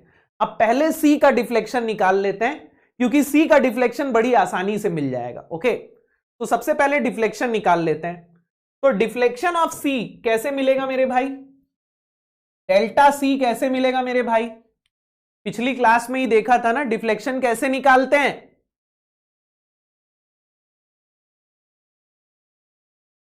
पिछली क्लास में देखा था ना डिफ्लेक्शन कैसे निकालते हैं।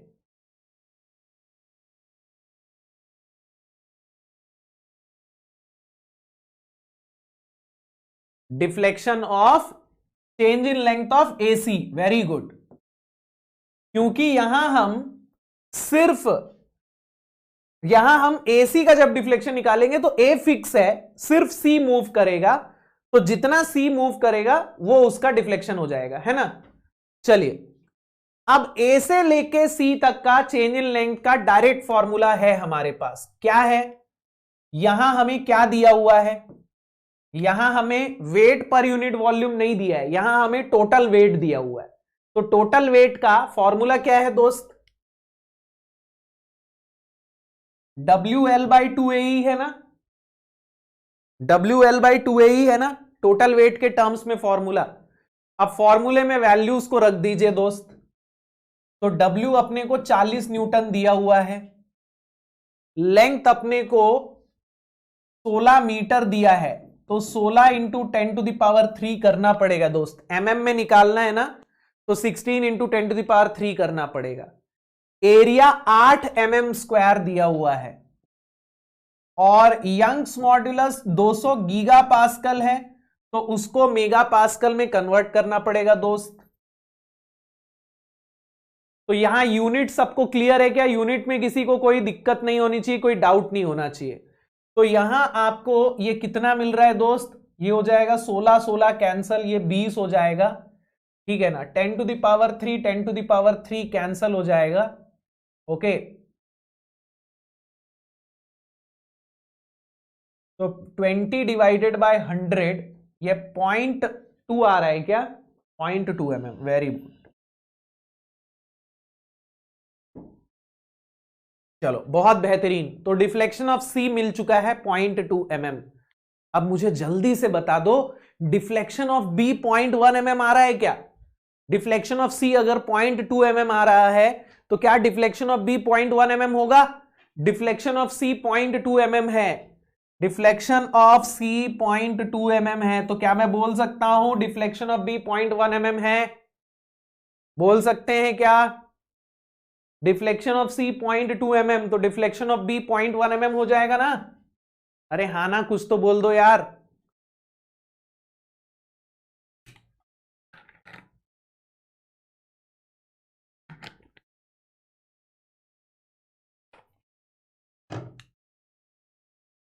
नहीं, अगर डिफ्लेक्शन ऑफ सी 0.2 mm है तो डिफ्लेक्शन ऑफ बी 0.1 mm हो, यह जरूरी नहीं है। इसको कैलकुलेट करते हैं, कैसे कैलकुलेट करेंगे ध्यान दीजिएगा।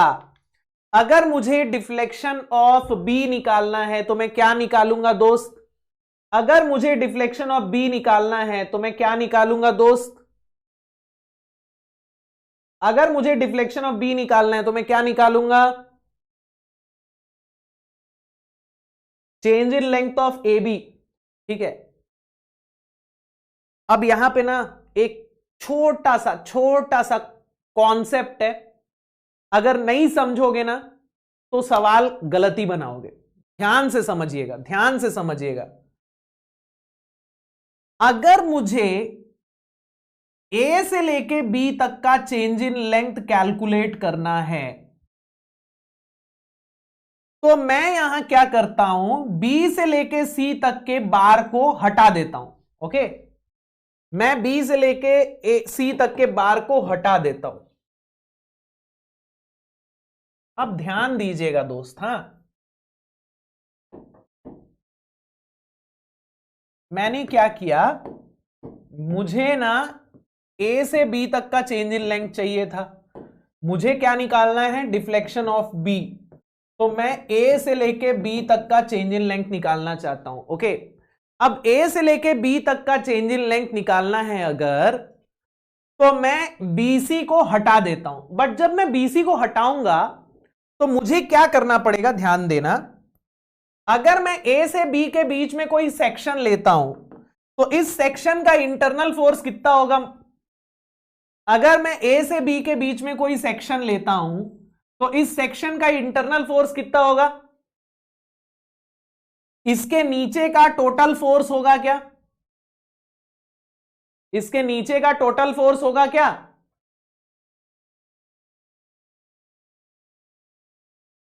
Yes, very good. अब बताना मुझे यहां पे ध्यान से, इसके नीचे का जब मैं टोटल फोर्स देखूंगा तो उसमें बीसी का वेट भी आएगा क्या? ए से लेके बी के बीच में अगर मैंने कोई सेक्शन लिया, इसके नीचे जब मैं टोटल वेट देखता हूं तो बीसी का वेट भी आएगा क्या? तो मुझे भले ए बी का चेंज इन लेंथ निकालना है, लेकिन मुझे बीसी का वेट कंसीडर करना पड़ेगा, क्योंकि वो भी तो ए बी को पकड़ के खींच रहा होगा ना। हाँ कि ना यार? अरे भाई, ये जो बीसी का वेट है ये भी तो ए बी को पकड़ के नीचे खींच रहा है ना। तो यहां मैंने बीसी का बार जो है वो अलग कर दिया है, लेकिन मुझे बीसी का वेट लेना पड़ेगा। अब यहां बीसी का वेट कितना आएगा दोस्त? वेट ऑफ बीसी कितना आएगा?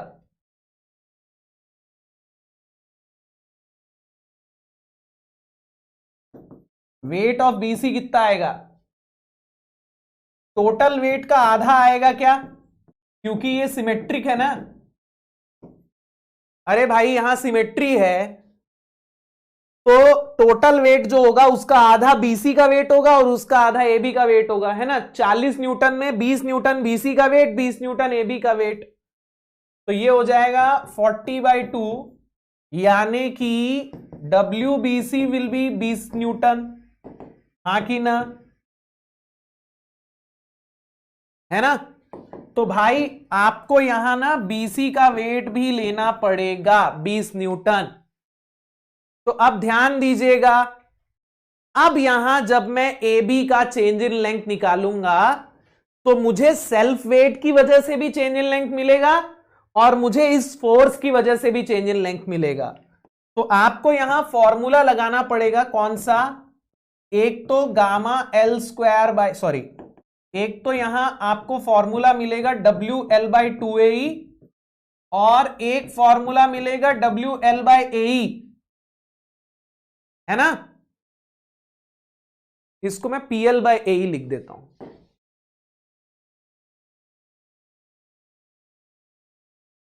जहां P की वैल्यू क्या हो जाएगी? W of BC। देखो ये सेल्फ वेट की वजह से और ये फोर्स की वजह से, फोर्स की वजह से फॉर्मूला PL/AE होता है, सेल्फ वेट की वजह से फॉर्मूला WL/2AE होता है, उसमें नीचे 2 आ जाता है। लेकिन ये सेल्फ वेट नहीं है भाई, ये AB का वेट नहीं है। सेल्फ का वेट बोले तो खुद का वेट, ये AB का खुद का वेट है क्या? ये AB का खुद का वेट है क्या? ये तो BC का वेट था ना। ये AB के लिए सेल्फ वेट नहीं है, सेल्फ वेट बोले तो खुद का वेट, तो ये AB का वेट नहीं है, ये BC का वेट है। ये AB के लिए एक फोर्स की तरह है, ये AB के लिए एक एक्सियल फोर्स की तरह है, ठीक है। इसका सेल्फ वेट जो है उसकी वजह से इतना चेंज इन लेंथ होगा, लेकिन BC का जो वेट है उसकी वजह से इसका लेंथ इतना चेंज होगा। तो आई थिंक आप सबको क्लियर हो चुका है, आई थिंक आप सबको क्लियर हो चुका है। तो अब यहां वैल्यूज रख दीजिए, अब यहां वैल्यूज, अब L/AE तो कॉमन है, तो L/AE कॉमन आ जाएगा, ये ऐसा बन जाएगा, ठीक है। तो L/AE कितना है, इसको मैं ऐसा लिख देता हूं,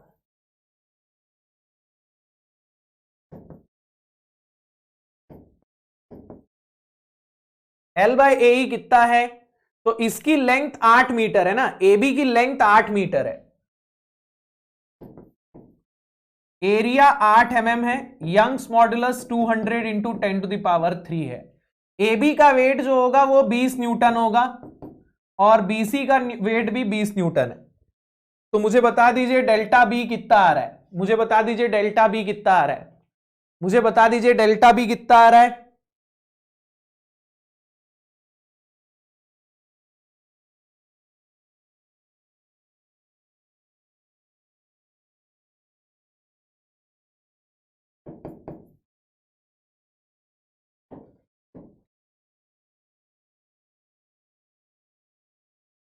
.15 mm आ रहा है क्या?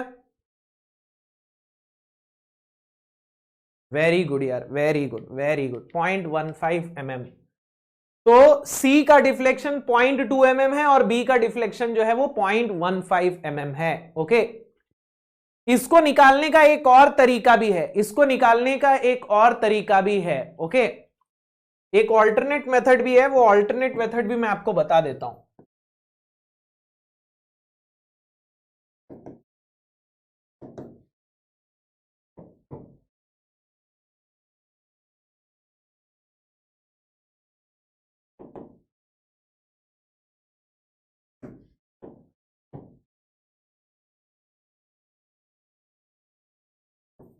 तो जब हम चेंज इन लेंथ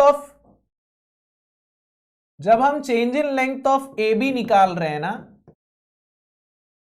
तो प्रॉब्लम ये हो रही है कि मेरे को AB का चेंज इन लेंथ डायरेक्टली निकालना है ना, तो उसमें BC का वेट भी कंसीडर करना पड़ रहा है। तो मैं ऐसा कर सकता हूं, change in length of AC minus change in length of BC, अब मैं ऐसा करूंगा तो मेरे को फायदा क्या होगा, दोनों में अंतर क्या है समझो। जब मैं ए बी का चेंज इन लेंथ निकाल रहा हूं तो उसमें मेरे को बीसी का वेट कंसिडर करना पड़ रहा है, बट जब मैं बीसी का चेंज इन लेंथ निकालूंगा तो उसमें मेरे को ए बी का वेट कंसिडर करने की जरूरत है क्या? अगर मैं बी से सी के बीच में एक सेक्शन लूं तो इसके नीचे ए बी का वेट आएगा क्या? इसके ऊपर आएगा ना, इसके नीचे आएगा क्या? बात मेरी समझ में आ रही है क्या? ये मैं क्यों कर रहा हूं? क्योंकि जब मैं change in length of A B निकाल रहा हूं तो मुझे बीसी का वेट कंसिडर करना पड़ रहा है क्योंकि वो उसके नीचे ही आ रहा है, बट जब मैं बीसी का चेंज इन लेंथ निकालूंगा तो मुझे ए बी का वेट कंसिडर नहीं करना पड़ेगा, वो उसके नीचे नहीं आएगा। तो अब यहां पे ध्यान देना, अब यहां पे ध्यान देना, ओके। तो ये delta L of A B कितना आएगा? 0.2 हम लोग यहां ऑलरेडी निकाल चुके हैं, ठीक है। बीसी का चेंज इन लेंथ कितना हो जाएगा? WL बाय 2AE हो जाएगा सीधे बीसी का, तो ये हो जाएगा 0.2 माइनस W हो गया 20, लेंथ हो गई इसकी 8 मीटर, एरिया हो गया इसका कितना? 8 mm स्क्वायर, और यंग्स मॉड्यूलस हो गया इसका 200 into 10 to the power 3, okay. तो ये हो जाएगा 0.2 माइनस 0.05, ये 0.05 आ रहा है क्या? कोई कैलकुलेट करके मेरे को बताना, ये 0.05 आ रहा है क्या? तो ये आ जाएगा 0.15 mm।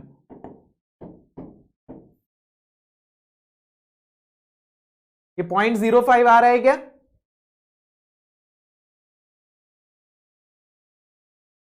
यस।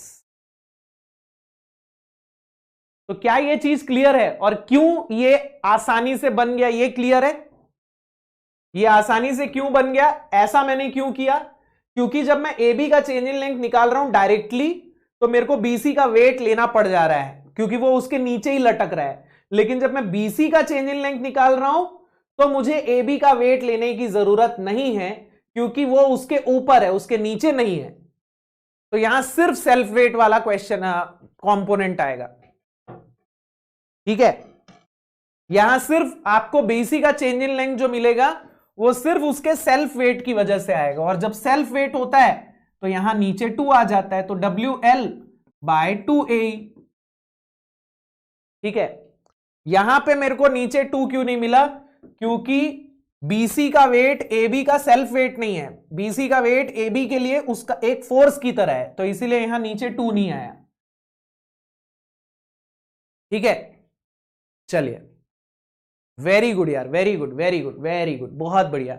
अब एक और बहुत बेहतरीन क्वेश्चन बनाएंगे, एक और बहुत बेहतरीन क्वेश्चन बनाएंगे, मजा ही आ जाएगा आपको, ठीक है। अगर ये वाला कॉन्सेप्ट आप समझ गए हैं ना, तभी आपसे अगला सवाल बनेगा। और मैं आपको बता दूं, ये अगला सवाल जहां तक मुझे ऐसा लग रहा है, पता नहीं क्यों, आज नहीं तो कल गेट में आने वाला है। ये जो अगला सवाल मैं आपको बता रहा हूं ना, ये आज नहीं तो कल गेट में आने वाला है। मुझे बहुत ज्यादा इंट्यूशन है कि ये अगला सवाल गेट में आएगा, ठीक है। चलिए ये वाला सवाल बनाइए।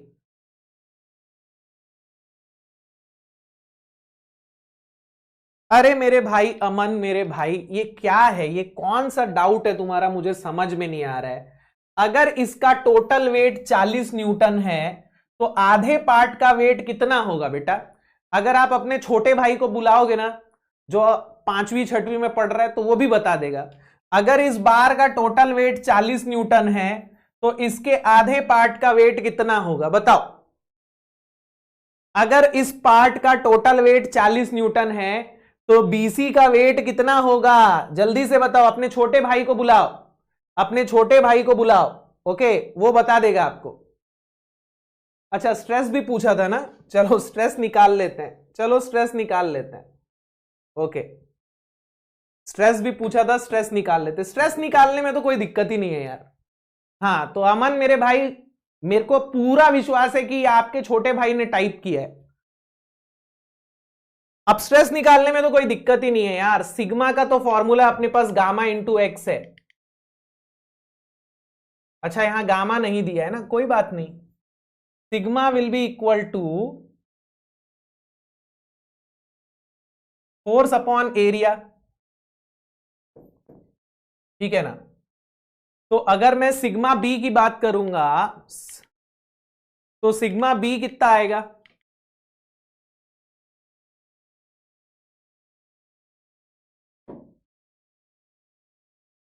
सिग्मा बी की बात करूंगा तो force at B divided by area,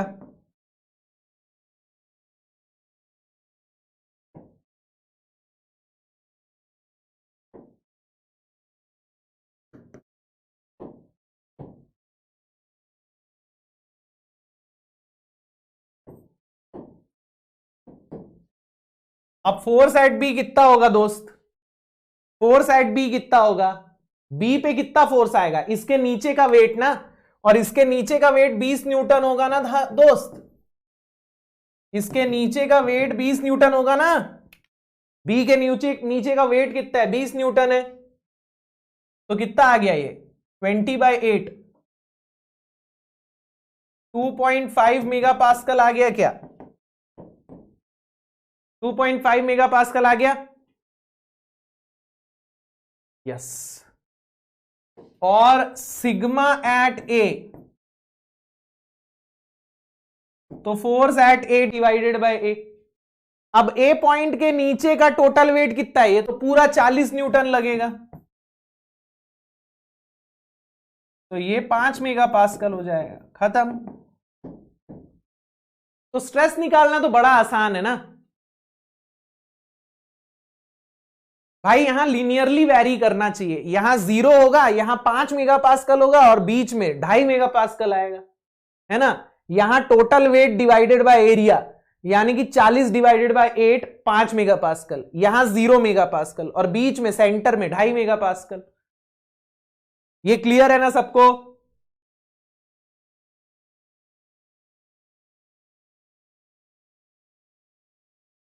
clear है कि नहीं, यस।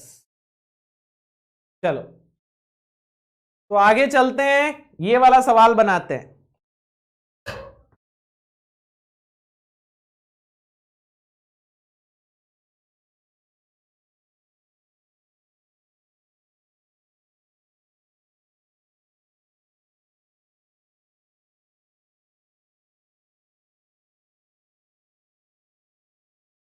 अब ये वाला जो सवाल है ना, ये बहुत इंपॉर्टेंट सवाल है और मेरे हिसाब से आज नहीं तो कल ये गेट में आने वाला है।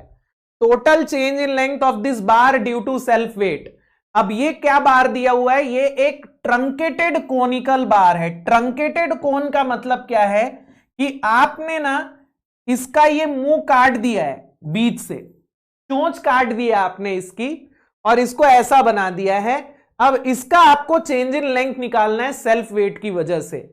अब आपके पास इसका कोई फॉर्मूला नहीं है, आपके पास इस कोण का कोई फॉर्मूला नहीं है, तो कोई बात नहीं दोस्त, अगर मेरे पास इसका कोई फॉर्मूला नहीं है तो मैं इसको ऐसा बना सकता हूं क्या, ऐसा बना सकता हूं क्या।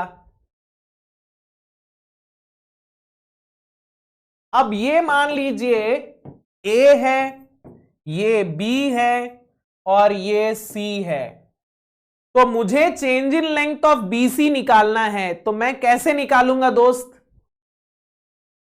मुझे change in length of BC निकालना है, तो मैं डायरेक्ट नहीं निकाल सकता क्योंकि मेरे पास ना इस शेप का फॉर्मूला नहीं है, मेरे पास कोण का फॉर्मूला है। अब यहां आपको दो कोण दिख रहे होंगे, एक ये बड़ा कोण दिख रहा होगा और एक ये छोटा कोण दिख रहा होगा। आपके पास कोण का फॉर्मूला है, आपके पास इस शेप का फॉर्मूला नहीं है। तो आप क्या कीजिए, आप बड़े कोण में से छोटे कोण को माइनस कर दीजिए तो ये आ जाएगा। वेरी गुड यार, बहुत शानदार।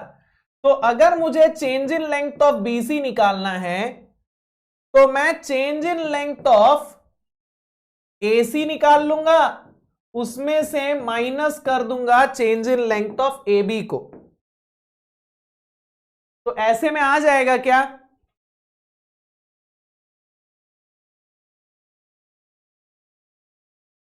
ऐसे में आ जाएगा क्या,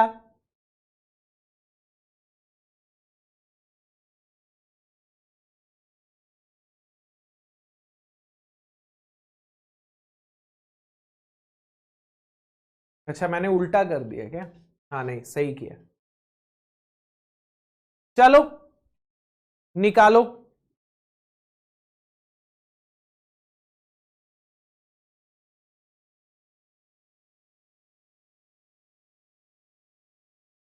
change in length of AC कितना हो जाएगा,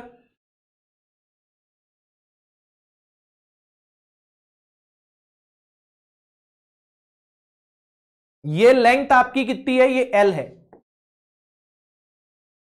तो ये लेंथ कितनी हो जाएगी, ये भी एल हो जाएगी ना भाई, ये भी एल हो जाएगी। सिमेट्री लगाओ यार, सिमेट्री लगाओ। देखो ये 0 है, ये 2D है, ये D है, तो ये इसका सेंटर होना चाहिए ना, 0 और 2D का सेंटर होना चाहिए ना ये। So this must be L only.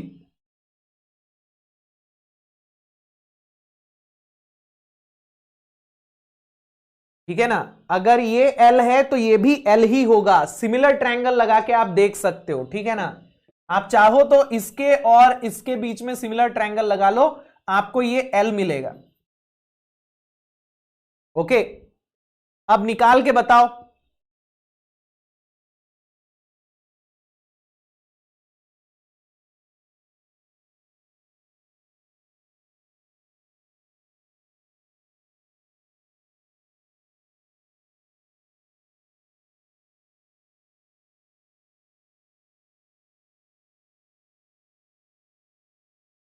इनमें से कौन सा आंसर मैच कर रहा है,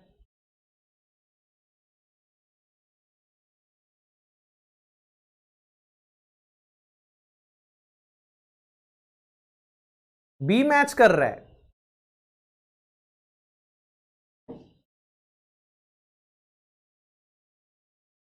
अब change in length of AC कितना हो जाएगा, what will be the change in length of AC, change in length of AC कितना होगा, what will be the change in length of AC. तो यहां गामा नहीं दिया है, यहां रो और जी के टर्म्स में निकालना है। ओके, तो ये हो जाएगा रोजी इंटू 2L का whole square by 6E minus rho g into L का स्क्वायर बाय 6E। तो delta L of B C will be equal to, ये आ जाएगा कितना, 4/6 यानी कि 2 rho g L square by 3E minus rho g L square by 6E। ये 4/6 minus 1/6 यानी कि 3/6 यानी 1/2।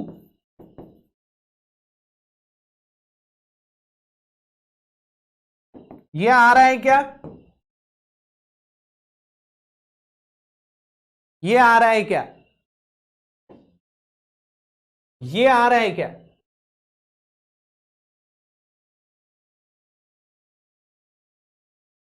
सबका आ रहा है ये बी, रोजी एल स्क्वायर बाय 2E। लेकिन यहां एक गड़बड़ है, यहां एक गड़बड़ है। वो गड़बड़ क्या है, कोई बता सकता है क्या, यहां अपन ने एक गड़बड़ की है, वो गड़बड़ क्या है, कोई बता सकता है। कैलकुलेशन में कोई गड़बड़ नहीं है, कॉन्सेप्ट में गड़बड़ है। ये कैलकुलेशन में मत सोचना है, यहां कैलकुलेशन में चेक मत करने लगना कि मैंने मैथमेटिक्स सही लगाया है कि नहीं। यहां कॉन्सेप्ट गलत है, यहां कॉन्सेप्ट गलत है, कॉन्सेप्ट में थोड़ा सा गड़बड़ है। कॉन्सेप्ट में क्या गड़बड़ है, कोई बता सकता है क्या।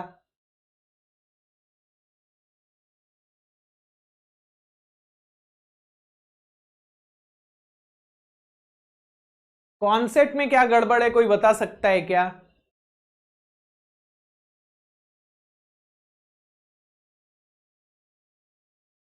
वेरी गुड यार, very good very good very good very good.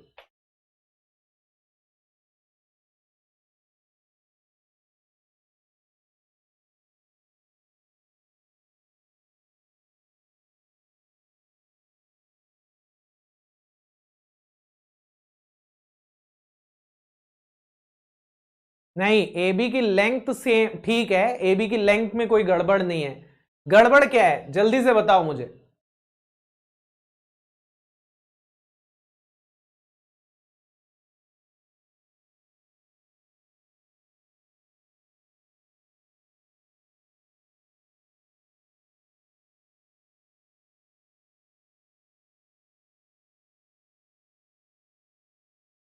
अरे यार ये क्या है, ये कोई गड़बड़ की बात हुई भाई, डायामीटर चेंज हो रहा है तो क्या कोन में डायामीटर चेंज नहीं होता है क्या? हाँ, कोन में डायामीटर चेंज नहीं होता है क्या?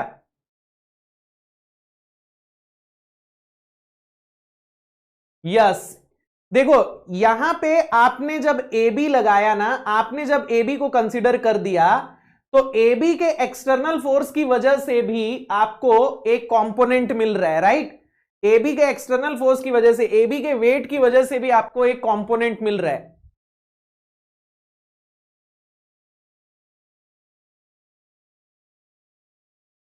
उसको माइनस करना पड़ेगा ना। आपने क्या किया, यहां आपने जब ए बी रखा, तो ए बी के वेट की वजह से आपको यहां बीसी में एलोंगेशन मिल रहा है,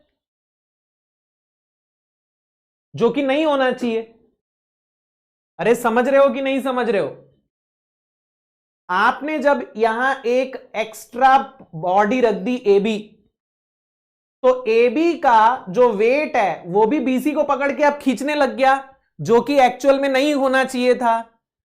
तो इस इक्वेशन में वो एक एक्स्ट्रा कंपोनेंट भी है, उसको आपको रिमूव करना पड़ेगा, आपको इस पार्ट को रिमूव करना पड़ेगा।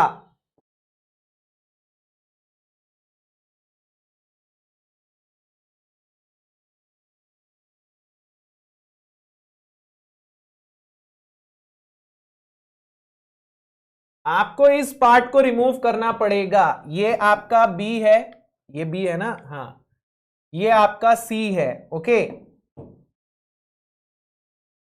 तो वेट ऑफ ए बी जो है, वो जितना इसके ऊपर फोर्स लगा रहा है ना, और वो जो इसको एलोंगेट कर रहा है, उसको रिमूव करना पड़ेगा। यस, अननोइंगली ये अपन ने ऐड कर दिया एक एक्स्ट्रा चेंज इन लेंथ। हमने जब इसके नीचे ये एक्स्ट्रा वेट लगाया, तो इसकी वजह से ना इसके ऊपर एक एक्स्ट्रा एलोंगेशन आने लग गया, इसका वेट जो है वो इसको पकड़ के अब खींचने लग गया है, उसको यहां पे रिमूव करना पड़ेगा, तब आपको एक आंसर मिलेगा, ओके। तो पहले तो weight of A B calculate करो। तो वेट ऑफ ए बी कितना हो जाएगा? What will be the weight of A B? What will be the weight of A B? अगर मैं रो के टर्म्स में निकालूंगा तो वेट ऑफ ए बी कितना हो जाएगा? रोजी इंटू 1/3 इंटू इसका area multiplied by L, base area multiplied by L, यानी कि π/4 डी स्क्वायर इंटू एल, है ना? This is the weight of A B. So delta L of B C due to W B C कितना हो जाएगा? Delta L of B C due to W B C कितना हो जाएगा? Delta L of B C due to W B C कितना हो जाएगा? अरे ये टेपर्ड बार है ना, PL upon π/4 d1 d2 into ई, ये वाला फॉर्मूला लगा दो ना भाई।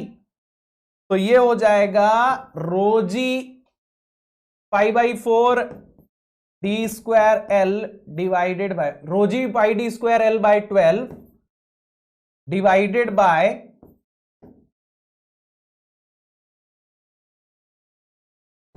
π/4 d1 यानी कि d, d2 यानी कि 2d इंटू ई। तो ये कितना आएगा? पाई पाई कैंसिल हो जाएगा, ये 4 ऊपर चला जाएगा, ठीक है ना? डी स्क्वायर कैंसिल हो जाएगा, आपको कितना मिल जाएगा? 3 रोजी एल स्क्वायर बाय ई। कितना मिल रहा है क्या?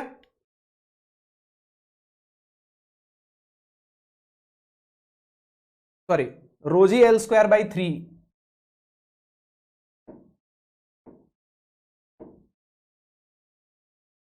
रोजी एल स्क्वायर बाई 3 मिल रहा है क्या?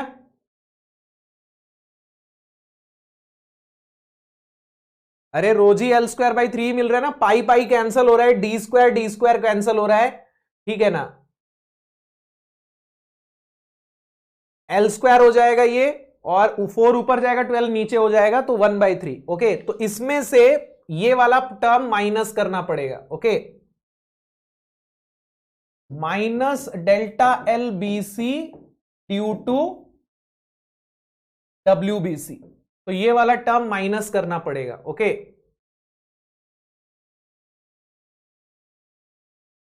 इसको मैं अलग कलर से लिखता हूं ताकि पता रहे।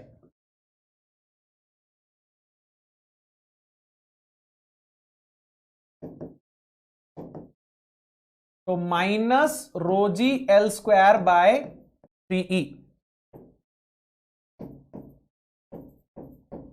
तो 1/2 माइनस 1/3 कितना आएगा? 5/6 आ रहा है क्या? कितना आ रहा है? कितना आ रहा है? 1/6 आ रहा है, सॉरी।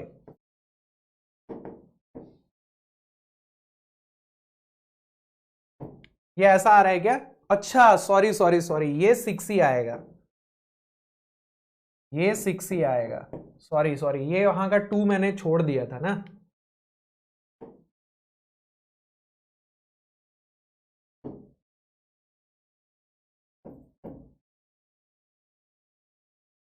तो ये 1/3, 2/3, ये रोजी एल स्क्वायर बाई 3 ही आ रहा है।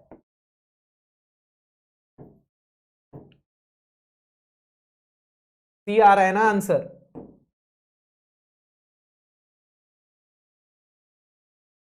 ये आ रहा है?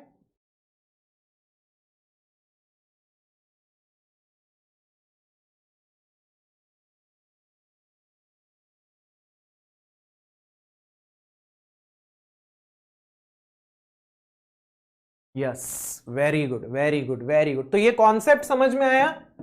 तो हमने इसका चेंज इन लेंथ निकालने के लिए इसके नीचे एक एक्स्ट्रा वेट लगा दिया, तो वो जो वेट है वो इसको पकड़ के खींचने लग गया, उसको हम लोगों ने यहां कंसीडर ही नहीं किया था, उसको हम लोगों को यहां से रिमूव करना था। तो वो रिमूव करने के बाद फाइनल आंसर आएगा रोजी एल स्क्वायर बाय 3e। ठीक है, आई होप ये सबको समझ में आया होगा।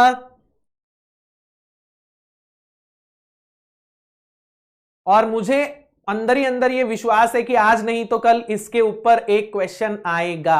ये जो ट्रंकेटेड कोन है इसके लिए डेल्टा एल निकालने का कॉन्सेप्ट आपको आएगा। ओके, तो उसको कैसे निकालना है, उसको कैसे सॉल्व करना है? सबसे पहले आप इसके नीचे एक एक्स्ट्रा कोन लगा दो, ठीक है, फिर इस पूरे में से इसको माइनस करो, लेकिन इसका जो वेट होगा वो इसके ऊपर फोर्स लगाने लग रहा है, वो भी इसको एलोंगेट करने लग रहा है, तो उसको रिमूव करो। ओके,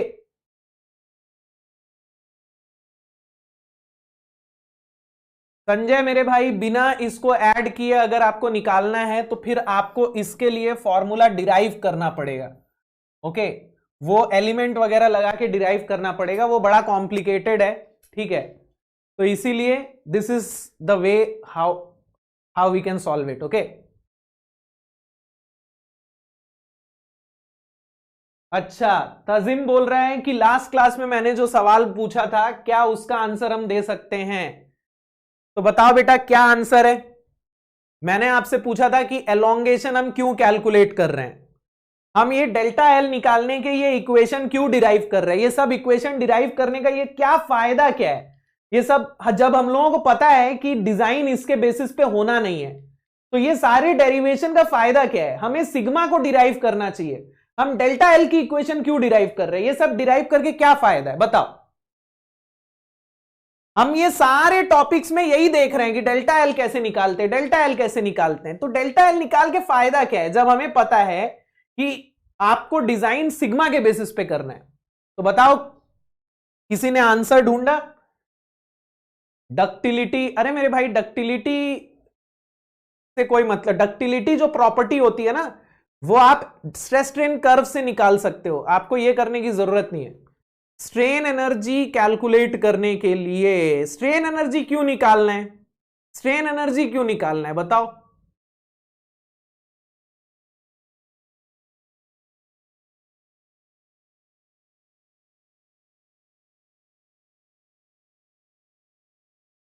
अभी भी आप लोग सही जवाब दे नहीं रहे हो।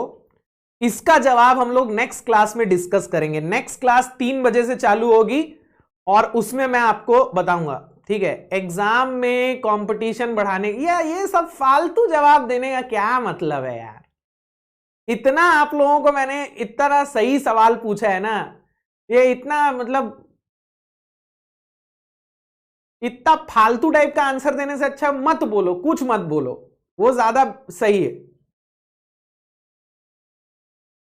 एग्जाम में एक तो या तो जोक जोक ऐसा मारो कि सबको हंसी भी आए।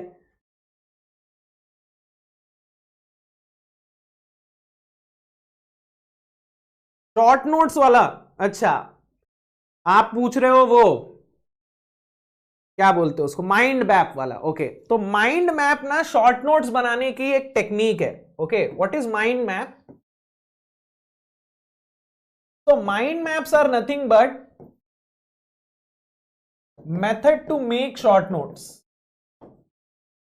एक्चुअली में माइंड मैप ये बोलता है कि ना अगर आपको किसी कॉन्सेप्ट को याद रखना है ना, तो आप उसको डायग्राम्स के थ्रू प्लस टेबल या कोई ऐसा स्ट्रक्चर के फॉर्म में याद करो। एक एग्जांपल देता हूं, जैसे मैंने आपको इलास्टिक कांस्टेंट्स बताए थे ना, इलास्टिक कांस्टेंट्स मैंने आपको बताए थे कि इलास्टिक कांस्टेंट्स क्या होते हैं। तो इलास्टिक कांस्टेंट्स अगर आपको याद रखने हैं ना, तो आप ना पहले तो ये स्ट्रक्चर याद करो कि इलास्टिक कांस्टेंट्स जो हैं वो 4 प्रकार के होते हैं। ओके, और ये 4 प्रकार कौन कौन से होते हैं? एक होता है E, एक होता है G, एक होता है K, एक होता है न्यू। ओके, फिर इसमें E को आप लिख दो सिग्मा बाय एप्सिलॉन, ठीक है। आप G को लिख दो टाउ बाय गामा, आप K को लिख दो सिग्मा बाय एप्सिलॉन V, आप न्यू को लिख दो epsilon lateral divided by epsilon longitudinal. तो जब आप इस फॉर्म में लिख के उसको याद करते हो ना, तो ये ज्यादा टाइम तक आपको याद रहता है, क्योंकि आपके माइंड में है ना, जब आप मैप की तरह किसी चीज को याद करते हो ना, एक स्ट्रक्चर की तरह, एक फ्लो की तरह, तो वो ज्यादा लंबे समय तक आपको याद रहता है। तो आपको अगर जैसे मान लीजिए कोई टॉपिक याद करना है ना, तो आप उसका फ्लो याद करो कि पहले मैंने ये पढ़ा, फिर मैंने ये पढ़ा, फिर इसमें मैंने ये चीजें पढ़ी, फिर इसमें मैंने ये चीजें पढ़ी। ओके, तो हम लोगों ने जैसे मान लीजिए मैंने आपको पढ़ाया था मटेरियल प्रॉपर्टीज के बारे में, तो पहले मैंने आपके मटेरियल के टाइप्स बताए थे, है ना। उसमें मैंने आपको बताया था होमोजिनस एंड नॉन होमोजिनस। फिर मैंने आपको बताया था आइसोट्रॉपिक, एनाइसोट्रॉपिक और ऑर्थोट्रॉपिक, है ना। फिर मटेरियल के टाइप्स के बाद मैंने आपको क्या बताया था? फिर मैंने आपको बताया था इलास्टिक कांस्टेंट्स। फिर इलास्टिक कांस्टेंट्स में मैंने आपको 4 टाइप्स बताए थे, ठीक है। फिर इसके बाद मैंने आपको हुक्स लॉ पढ़ाया था। ओके, तो इस तरीके से जब आप ऐसा मैप बना लोगे ना कि मैंने इस पूरे चैप्टर को इस तरीके से पढ़ा है, और फिर जब इसको आप रिवाइज करोगे ना, तो आपको वो ज्यादा लंबे समय तक याद रहेगा। आप सारे टॉपिक्स को कनेक्ट कर पाओगे कि हाँ भाई, हुक्स लॉ पढ़ने से पहले अपने को ये दोनों चीजें आनी चाहिए ना, तभी तो हुक्स लॉ समझ में आएगा। तो हुक्स लॉ पढ़ने से पहले ही मैंने आपको बता दिया था कि मटेरियल किस किस टाइप के हैं और इलास्टिक कांस्टेंट्स क्या हैं, क्योंकि उन दोनों का हुक्स लॉ में यूज है। तो इस तरीके से जब आप टेबल बना के और ऐसे स्ट्रक्चर बना के याद करोगे ना कि पहले ये टॉपिक पढ़े, इसमें मैंने ये चीजें पढ़ी, फिर मैंने ये पढ़ा, इसमें मैंने ये चीजें पढ़ी, फिर मैंने ये पढ़ा, इसमें मैंने ये प्रकार पढ़ा, और इसमें डायग्राम्स बनाइए, मैप्स बनाइए, टेबल्स बनाइए। जितना ज्यादा आप इस तरीके से अपने नोट्स बनाएंगे ना, आपको उतना लंबे समय तक याद रहेगा। So this is known as mind mapping. Okay, इसके बारे में अगर आपको और डिटेल जानना है ना, तो आप गूगल यूट्यूब पे सर्च कर सकते हो। यूट्यूब पे एग्जांपल्स दिए हैं लोगों ने कि माइंड मैप्स किसी भी टॉपिक का कैसे बनता है, तो आप वो देखोगे तो आपको ज्यादा अच्छी तरह से याद होगा। ओके, और मैं कोशिश कर रहा हूं कि मैं जितने भी टॉपिक्स मेरे पढ़ाए हुए हैं ना, उनके माइंड मैप्स खुद से बनाऊं। तो मैं जब खुद बना लूंगा तो मैं आप लोगों को प्रोवाइड करवाऊंगा। हालांकि अभी मेरे भरोसे ये नहीं कि कल से मांगने लगना कि सर आपने बोला था माइंड मैप दोगे, माइंड मैप दोगे। देखो बेटा, आपको किसी के भरोसे नहीं बैठना है। तो माइंड मैप मैंने आपको बता दिया क्या होता है, आप खुद से बनाइए और अपने शॉर्ट, देखो शॉर्ट नोट्स ना दूसरों से मांगे हुए उतने बढ़िया नहीं होते हैं, भले वो कितना ही सुंदर तरीके से शॉर्ट नोट्स बना दे, जब तक आप खुद के हाथ से नहीं बनाओगे ना तो वो आपके लिए उतना इफेक्टिव नहीं है। तो मैं अगर अपना माइंड मैप बना के आपको दे भी दूं, वो आपके लिए उतना इफेक्टिव नहीं होगा। आप खुद बनाओ तो वो ज्यादा इफेक्टिव है। आपकी हैंडराइटिंग में बनाओ, आप अपने नोटेशंस को यूज करके बनाओ, आप किस तरीके से किसी चीज को याद करते हो उस तरीके से बनाओ, तो वो आपके लिए ज्यादा सही रहेगा। ओके, बाकी मुझे ये जरूर पता है कि माइंड मैप एक बहुत सही टेक्निक है, क्योंकि मेरा खुद का ये मानना है कि जब आप स्ट्रक्चर के फॉर्म में किसी भी चैप्टर को पढ़ते हो ना, जब आपको ये सारे पता होते हैं कनेक्शन कि ये इससे कनेक्टेड है, ये इससे कनेक्टेड है, तो ये ज्यादा लंबे समय तक आपको याद रहती है। क्लियर है?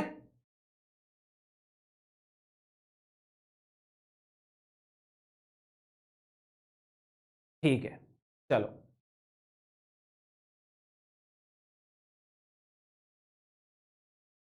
फ्लूइड के लेक्चर प्रोवाइड करवा दो। अरे मेरे भाई, फ्लूइड मैकेनिक्स पहले खत्म तो होने दो शिवम सर का, उसके बाद तो प्रोवाइड करवाऊंगा। पहले वहां पे खत्म हो जाने दो, आप अपना पढ़ो ना यार। यहाँ स्ट्रेंथ ऑफ मटेरियल, यहाँ स्ट्रेंथ ऑफ मटेरियल ऑलरेडी चल रहा है, उसको खत्म कर लो। फ्लूइड मैकेनिक्स वहां खत्म होगा, मैं आपको यहां पे डलवा दूंगा, लेकिन पहले वहां खत्म होने दो, ठीक है। डाउट इंजन में भाई पहली बात तो इतने दिनों तक डाउट पेंडिंग होता नहीं है, और अगर डाउट पेंडिंग है तो मैं आज ही आपका क्लियर करवा दूंगा, ठीक है। चलो, तो मिलते हैं बेटा 2 बजे, ठीक है।